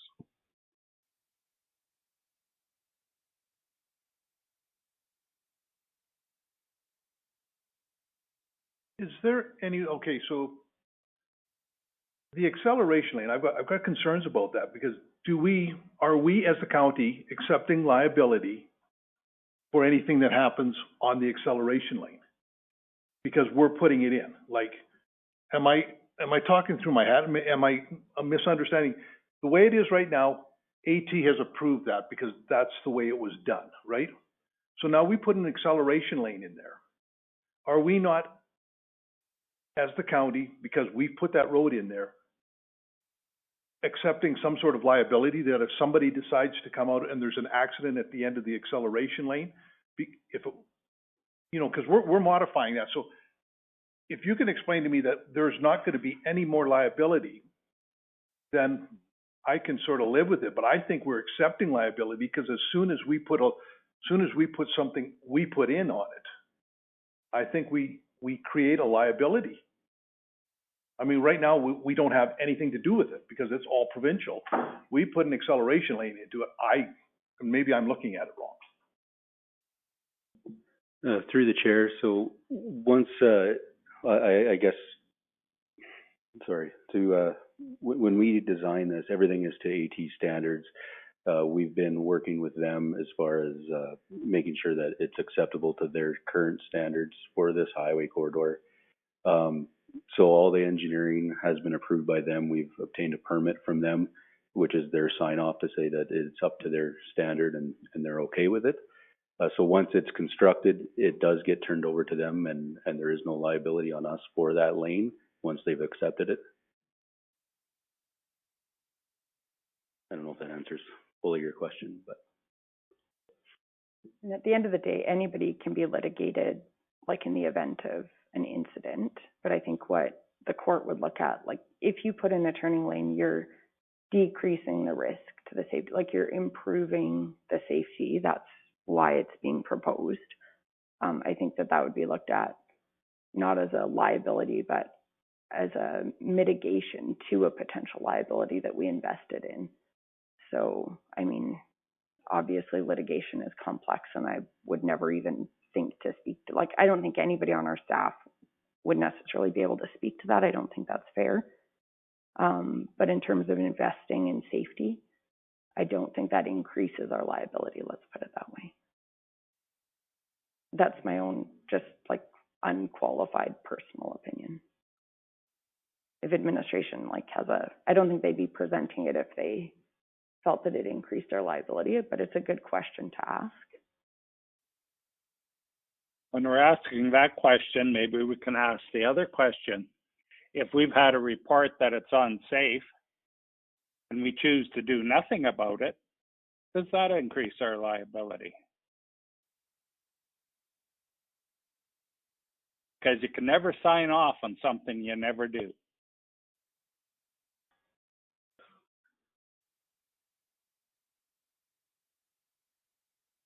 I'm willing to have that discussion. We should ask the question. Ask which question, sorry? Well, where does liability come in on, right? Like is it, if somebody deems something that they think it's dangerous, is it automatically, and there's something happens once it's deemed to be dangerous, and there, in fact, is there any liability in that? I'm just looking at this number. I'm looking at $821,000. I look what needs to be done. I look at how long that lane has to be done, how long it has to, in order for it to, like, if it's going to have to be similar to what we have at 24. And I don't think that can be done for $821,000 because there's just about a mile of paving on 24, right? Like I'm just looking at it, like as long as when this number comes back to me and they say it's going to be $4,000, we can say, no, we're not going to do it, then I'm okay with that. It's just that, like, I don't believe the numbers. I've been lied to by engineers and architects before just because, you know, it fits into somebody's, well, we need it to be this number, so make it this number. So I'm okay with this as long as when this thing comes to tender that we are allowed to look at it and say, we are not going to spend any money on this. Like, so I just. For the, through the chair, for the liability piece, if there is a known hazard, it is our responsibility to fix it, especially if it is county property. If there's a known hazard and it's brought to administration's attention and it's a provincial highway or if it's a railroad crossing, administration will take the steps to address it. As for liability piece, we're not sure if we could get litigated over that. If it is municipal property, we will for sure. If it could increase well, I guess it doesn't necessarily regard increasing safety, but if it is a liability piece, administration will go through our efforts to fix the problem operationally if possible. If it does require a capital spend, we'll bring it back to council, of course, and let council know. Yeah, I think that's kind of the piece of liability. So how much work have we done? How much lobbying have we done to the provincial government to put an acceleration lane on this? Like, has this been something that we've done every year for the last 10 years and since we've started here, and the government has said flatly, no, we're not gonna put an acceleration lane in here? I mean, this is not our responsibility. I mean, I still don't see how this is our responsibility. That's bottom line. And if we haven't lobbied the government, then we should be looking at lobbying the government, getting a firm answer that they're not going to do anything with it, because they could very well come back and say, well, no, 3 years from now, we have got money from the government and the new highway is going to come in over at such and such a place, and we've just wasted money. So I don't know. Have we got as administration, have we got a record of how often we've lobbied the government on this horribly unsafe interchange that we're now going to change? To my knowledge, we haven't done any provincial or federal lobbying on this or acceleration lane, to my understanding. Should we not be doing that first? Would that not be a better use of our taxpayers' money than pushing $100,000 or $1 million basically down just because we think we should do it? I mean, maybe with the new government, there's $1 million just sitting there for that acceleration line that we just don't know about and we haven't asked for it. I don't know if I'm being outrageous here. This just seems to be a waste of money because we have not explored all our options. Like this, if this is a county road, I would be 100%, and we could solve the problem. But this is not. We have not. I don't think we've explored all our options on this. We're just going to do it, and I don't think that's strategic. The one thing we could consider doing is leaving it integrated into the current budget and requesting a meeting with the ministry and presenting this. We have not met with the new transportation minister, transportation and economic corridors, maybe. The new minister that oversees transportation. And we do have a number of priority transportation issues in the county that we could put on the agenda, including this. And perhaps then we could very clearly advocate. I agree. I think it's important to make a very clear ask for the province to address this first. And then by integrating or leaving it integrated into the budget, it would permit staff to start some of the preliminary, well, I think some of the preliminary work is done already. That was the breakout of the delineating the two projects. But it would have that in the budget, and then if there were some appetite from the province to either fund it or potentially partner on funding or that type of thing, then we can very explicitly explore that as well. And I do think it's important at the political level that we make an explicit ask. And I won't anticipate the answer, but I do think that is good due diligence on our part from a governance perspective. So I don't know if that would be a good solution, like where council sits on that. For me, that makes sense. Let's ask before we start spending our own money. So perhaps let's complete our work on the budget and get a resolution based on that first.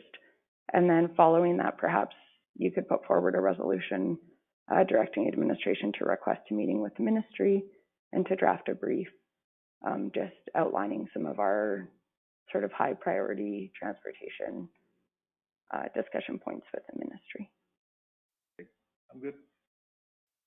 I think it's a good question to raise, especially with the complexity of it not being our road. but obviously a significant factor in our operations. Hello again. Yeah, we can hear you, Deputy Reeve. I really like that because we've had a lot of meetings with transportation over the years, and this has never ever been brought up in discussion for an ask. I think we mistakenly did not do that because we've looked at other things, and something new like this may be a win for them too. So I really support that. Thank you.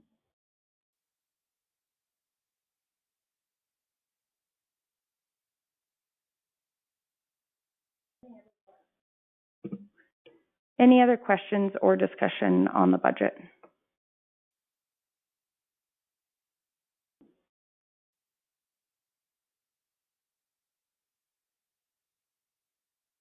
Council's wishes?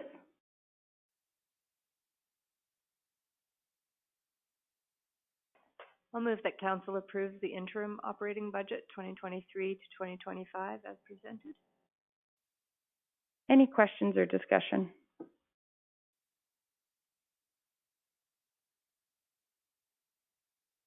Is any councillor opposed? Motion is carried. I'll move that council approve the capital budget 2023 to 2027 as presented. Any questions or discussion?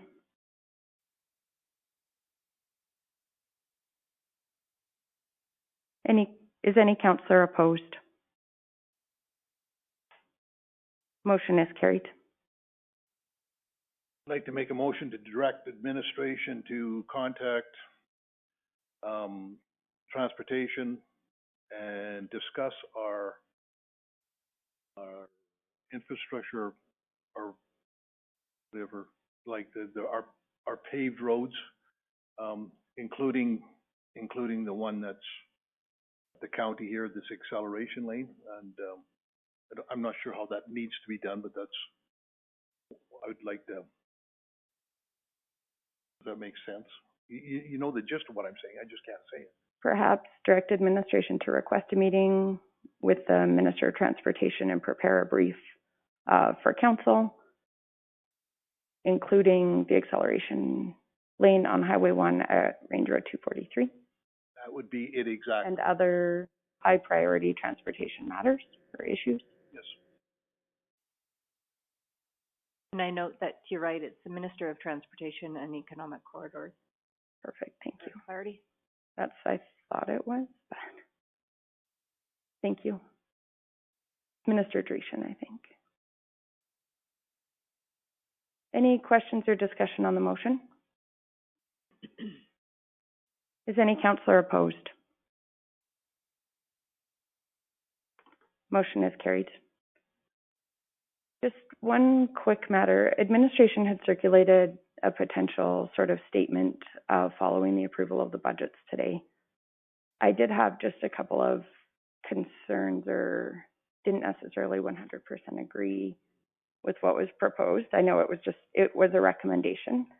I have drafted just a few minor edits, if council would allow me to read them and just see if we have consensus from council. Wheatland County Council has approved the interim operating budget 2023 to 2025 and the interim capital budget 2023 to 2027 with a 2.5% increase in municipal tax revenue for the 2023 fiscal year. The increase was intentionally kept lower than inflation in order to provide some financial relief during these challenging times. This tax increase was made possible by the increased development within Wheatland County, which aligns with the county's approved strategic plan. The majority of the 2.5% tax revenue increase will be generated through assessment increases due to growth, which has been a strategic priority since 2018. And this is the part where I would look for council, whether this is true or not. Council is committed to maintaining current mill rates. Council will review the final operating and capital budgets in April 2023, which will determine the total tax increase and mill rates. Council encourages all residents to participate in this process and share their thoughts and concerns. And then Council will continue to work towards providing a balance between minimal tax increases and a variety of services for Wheatland County ratepayers.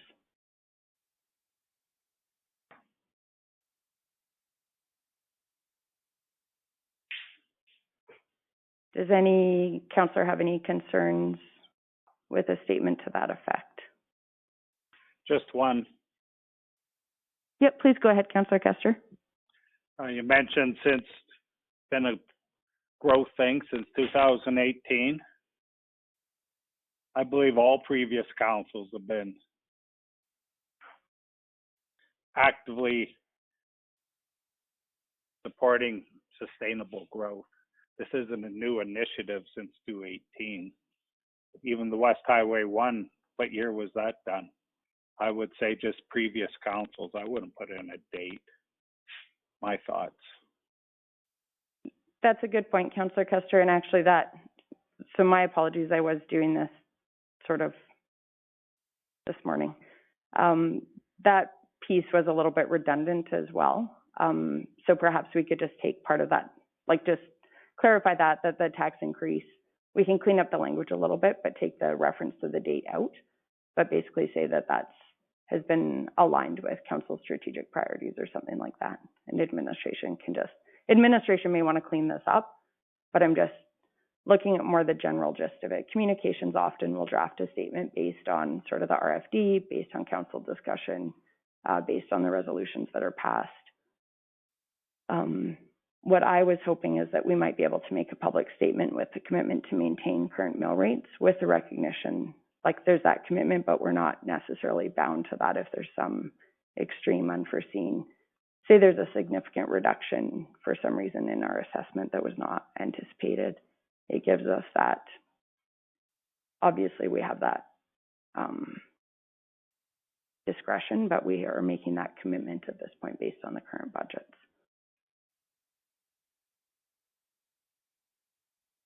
Is there any I'm in agreement with objection? Okay, perfect. I I'm okay didn't with want to misspeak in representing council. So. Thank you, everybody. Let's take like a 10-minute break. Five or 10-minute break. We'll reconvene at 10:55. Good morning. We'll call the meeting back to order. We'll move to agenda item. This call is being recorded. Good morning. We'll call the meeting back to order. We'll move to agenda item 2.32. Just for some context for council, when administration was looking into funding sources for the West Side Servicing Strategy and exploring potential grant opportunities, it came to our attention that our understanding is that the significant existing streams of funding that the province provides for infrastructure funding only apply to residential development or infrastructure to service residential use. From my perspective, that's somewhat inherently urban-centric and disadvantages rural municipalities. Rural municipalities in Alberta have about 15% of the population, but we contribute 26% of the GDP. And Paul McLaughlin actually just recently referenced that we actually have 41% of the capital investment in Alberta. And so because the funding streams tend to be based on more population-based metrics and residential growth, I thought it might, and also just for further context, the proposed funding for LGFF is a significant reduction in infrastructure funding overall for municipalities starting in 2023-24. Just the pot of money has significantly decreased. So through our LGFF negotiations, there was a lot of discussion around targeting that money to like sustainability measures and sustaining core infrastructure and asset management and some of those critical core services. But then that doesn't provide for, especially with reduced funding from the province, for some of that strategic investment in infrastructure that is a key driver in investment attraction. And so this would be a resolution to take to RMA so that RMA could advocate for an additional funding stream outside of LGFF that could address some of these requirements specifically, and it could be in an urban municipality, but also in rural municipalities where you don't have that population or necessarily residential growth. So I'll just put a motion on the floor for council to consider. I'll move to direct administration to draft a resolution regarding advocacy for a provincial funding stream for infrastructure to service industrial or commercial development. And I'll open the floor to questions or discussion.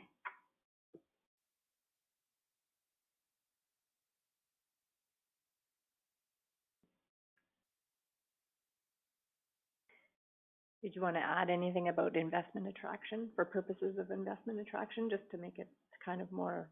Yeah, I like that. Limit? We could add that onto the end to service industrial or commercial development for purposes of investment attraction. I don't know if we want to limit it that way, but I just think for the Alberta government's perspective, I think they would be inclined. Yep. Way. Yeah, and I think it is key to reference that in the resolution. And I should have included for our first meeting in January, just because of the deadline to present the resolution to Central District. We would need to approve this in January. Any other questions or discussion? Is any councillor opposed? Motion is carried. Thanks, everybody. We'll move to 2.41, Council Resolution Tracker. Good morning, Council. Brian from Administration. On page 178 of your agenda package is the Council Resolution Tracker. As always, any resolution that is still in yellow is deemed ongoing, and any resolution in green is deemed complete. The Resolution Tracker starts on page 181. If there are any questions, please let me know. Thank you. Any questions for CAO Henderson? If not, a motion to accept the Council Resolution Tracker's information. Also move. Thank you, Councillor Laprise. Any questions or discussion? Is any councillor opposed? Motion is carried. We'll move to agenda item 2.42. Yes, good morning, Council. There was a request from the owners of roll number 8695000 and 9459300 to reverse penalties that were imposed on the roll numbers for due to late payment. The circumstances of the late payment are in the council agenda package for council's consideration, and it is administration's recommendation to not request that or not permit that reversal of penalties. If there are any questions, please let me know. Thank you. Council's wishes.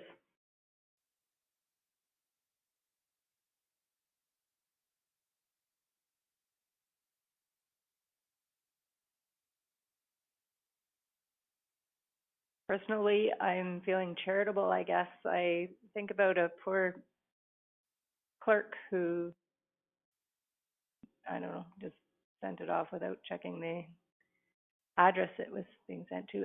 Did we actually send notifications to companies that our mailing address was changing, or was it just on the actual tax assessment and they were supposed to check it?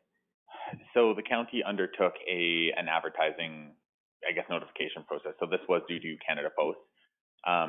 There's a couple things to note here as well. So the new address was provided on all of the tax notices as well. When we also provided, as noted in this RFP, that we also provided an opportunity for the date stamp. We asked for the date stamped envelope to see if that was in the mail, and that also wasn't able to be provided to us. So, yeah, I think that's it. Thank you. Can I just clarify then? So when we sent out the tax notification, that it actually said, please note our mailing address has changed, or? I'd have to take a look at the actual notice itself for the exact wording. We could get that for council, sorry. But I believe it was fairly clearly noted on that the tax and assessment notice that, or our address had changed. I believe this is one of the only circumstances of the property owner not sending it to the right address. Yeah, I guess that's interesting.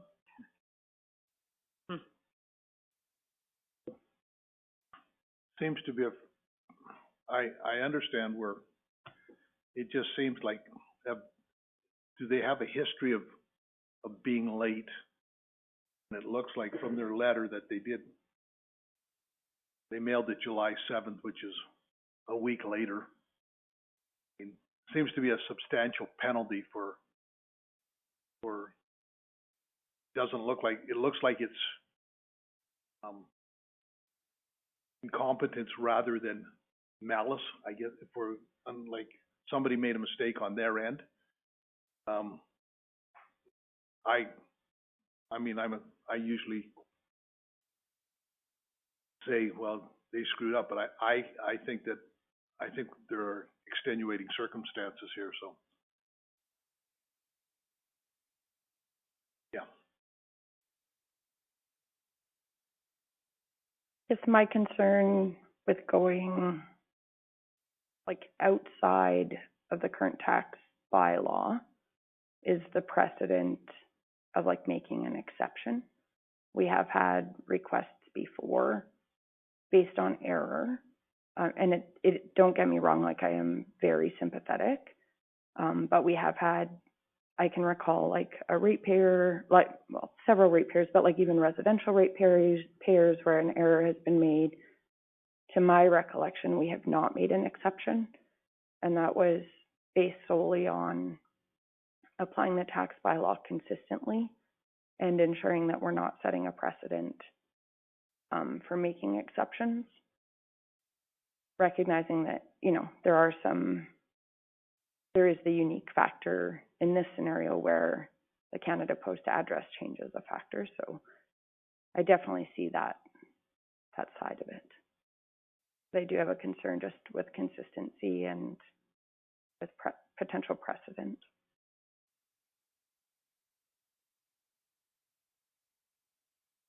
For myself, we've stood up for this many times over.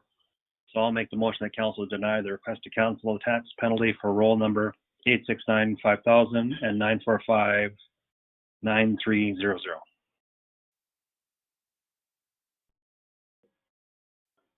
Deputy Reeve Clausen has moved. Any questions or discussion?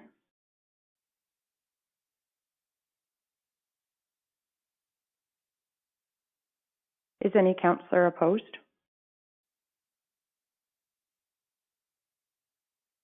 Motion is carried. We'll move to agenda item 2.43.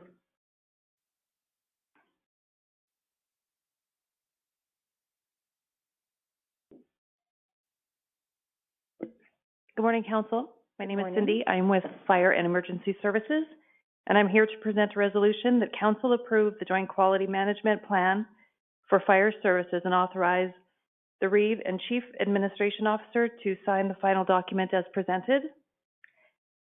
Wheatland County has been accredited in the fire discipline since 2017, giving the county the authority to administer the Safety Code Act, including the pursuant regulations, codes, and standards.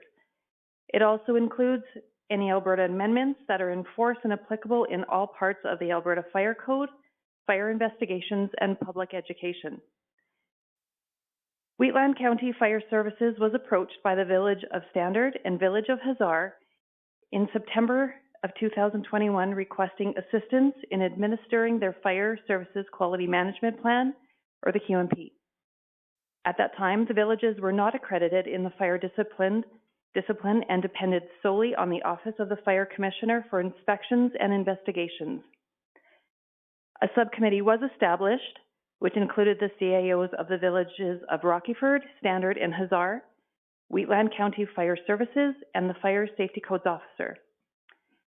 The subcommittee met throughout the year, with meetings being held in September 2021, May, and June 2022. It was established by the subcommittee that a joint QMP between the interested villages and Wheatland County Fire Services would benefit all parties. The joint QMP was developed by the subcommittee and presented for approval by Safety Codes Council. Once the approval was obtained, the document was then presented to the respective villages' council for approval. And the results are as follows. The Village of Standard was approved and signed July 1st, 2022. July 13th, 2022, the Village of Rocky Ford accepted as information only. August 11th, 2022, the Village of Hazar was approved and signed.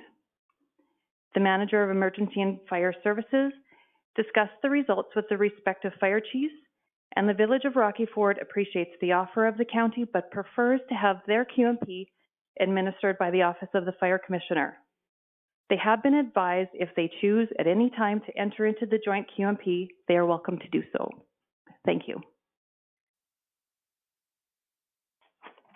I'll now open to council for any questions. Any questions?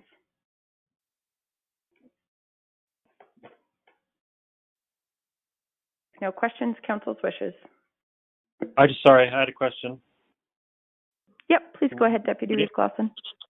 Do we forecast any budget implications of this in the future, costs, etc.? Through the chair, Whelan County is providing the services to the villages at no cost. This just ensures the safety for all of our personnel, firefighters. So Thank you. I saw the RFD referenced minimal increased workload. Deputy Reeve-Clausen just wants to confirm, would there be any additional increased costs to the county? Not that we foresee, no. Any other questions or discussion?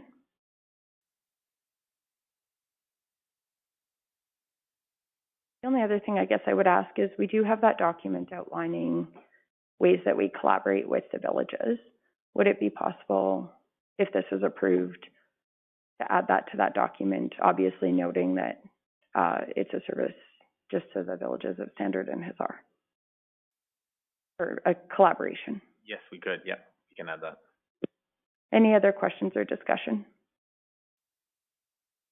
And if that could perhaps just be circulated to council with the addition, just so we have a current. I think it's just good to show the ways that we do collaborate with the villages and the town. Any other questions or discussion? I'll move that council approve the joint quality management plan, fire services, and authorize the Reeve and Chief Administrative Officer to sign the final document as presented. Councillor Priest has moved. Any questions or discussion? Is any councillor opposed? Motion is carried. Thank you. We'll move to agenda item 2.44. Good morning, Council. Matt from Administration here to present a report for you to consider a vacant SDAB member appointment on page 236 of your agenda package. Typically, Administration tries to align these appointments at the organizational meeting. However, one vacancy became apparent, so advertising went out and we had an applicant. So the resolution reads to appoint that applicant for a 3-year term expiring on October 31st, 2025. Available for any questions. Thank you. Council's wishes. I just have a question actually about SDAB. Is there regional representation, or how do the members of this committee how are they allocated through the county, I guess? Through the Reeve, I can't specifically quote the bylaw. However, there is representation regionally to the furthest extent. Broadly, yeah. Yep. Okay, fair enough. Thank you. I'll move that council approve the appointment of the following individual to the Subdivision and Development Appeal Board for a 3-year term expiring October 31st, 2025. Pam Metzger-Sauvé. Any questions or discussion? Is any councillor opposed? Motion is carried. We'll move to agenda item 2.45, request for letter of support.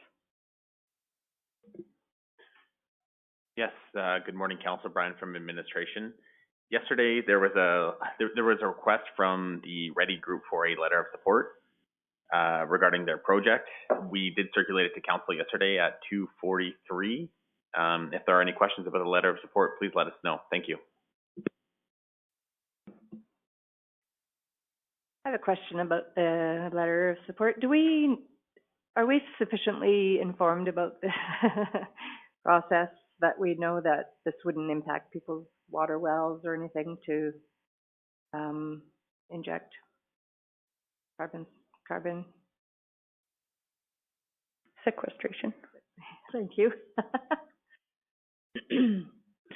Yes, so through the REEV, it's our understanding that carbon sequestration would be far below the water, the aquifers, so it should not have an impact. That's my general understanding of that technology. Okay, thank you.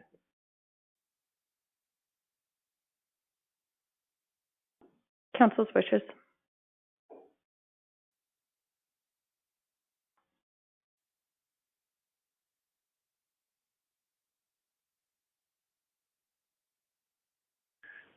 This in no way, is there an approval process if they decide to build one in the county? Through the chair, yes, there is. So any development would require a development permit. This letter is worded in a way that it doesn't implicate the county on any type of development. Just generally supporting the project itself, no matter where it goes. And I guess kind of the technology behind it.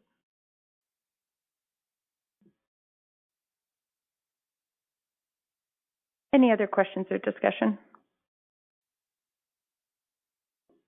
Or direction from council?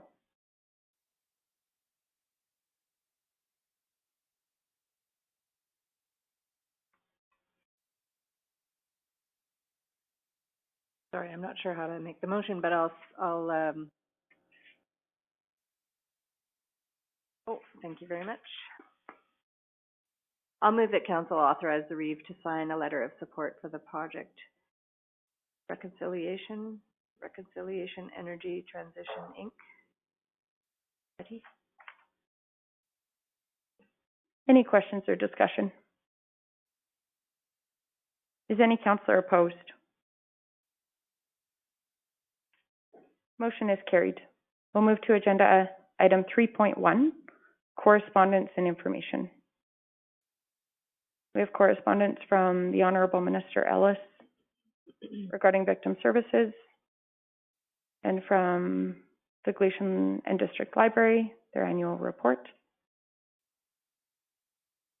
Council's wishes.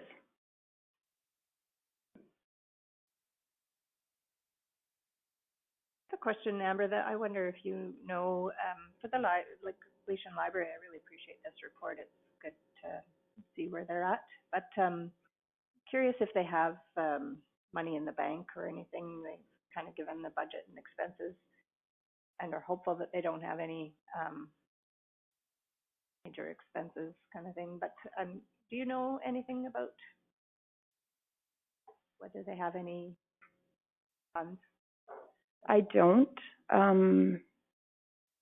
The information that's been provided to me is their annual report. We do get it every year, but they have not shared financials further than that. Just curious. Yeah. I'm impressed with the work they did on the staircase and keeping their building safe. Commendable.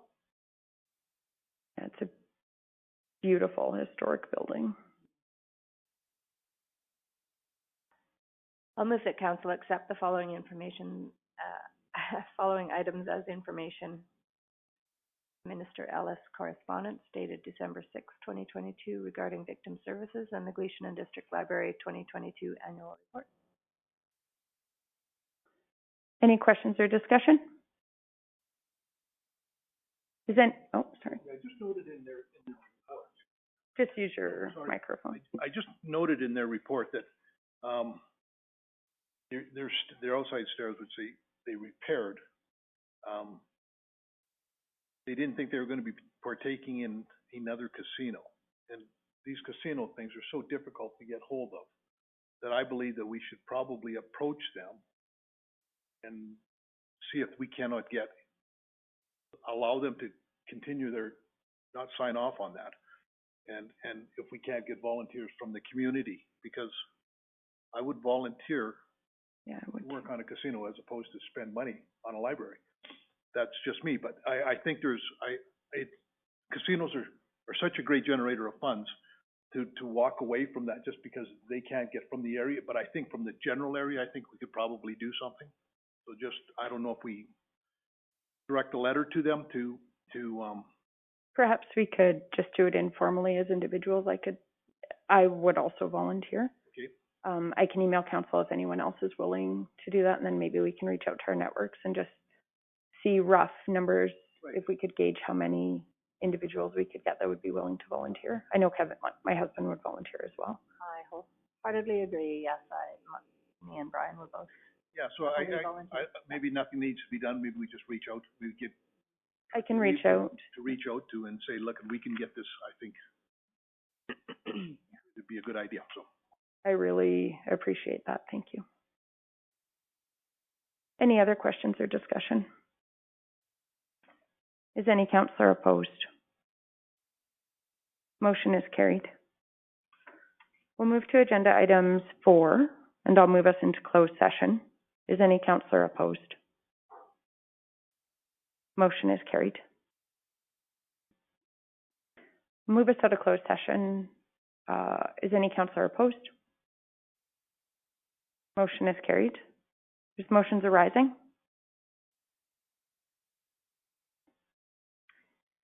I'll move that council approve changes to HR policy 6.2.1 pay structure, which includes a 4.5% cost of living allowance increase for all salary and hourly employees on the 2023 pay grid, effective January 1, 2023.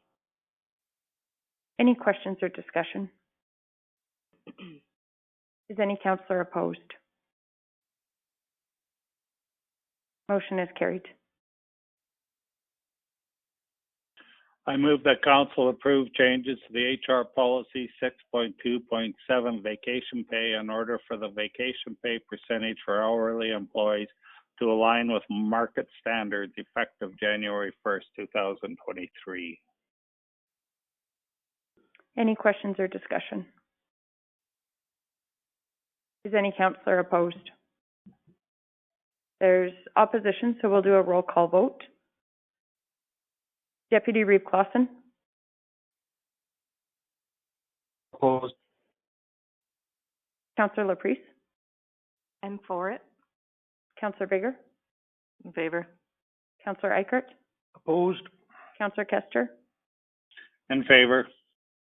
Councillor Laursen.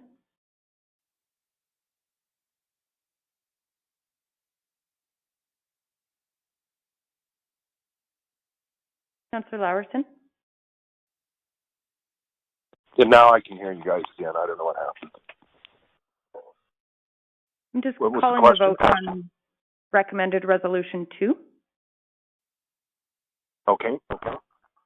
We're just doing a roll call vote because there was some opposition. Okay. Councillor If you're asking are me, you in I'm in favor favor. or opposed? In favor. And Reeve Link is in favor. Motion is carried. There's another motion arising.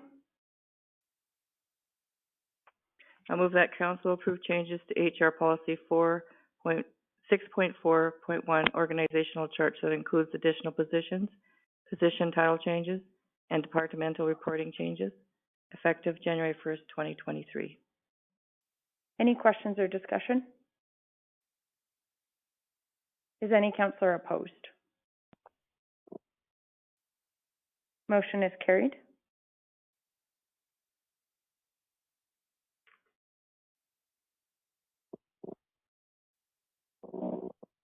I'll move that council approve changes to HR policy 6.2.2 pay and performance in order to remove the 10% increase for the deputy CAO position, and HR policy 6.2.6 general holidays pay to include the National Truth and Reconciliation Day as a statutory holiday effective January 1st, 2023.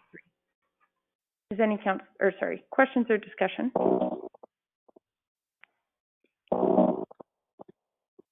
I have a question.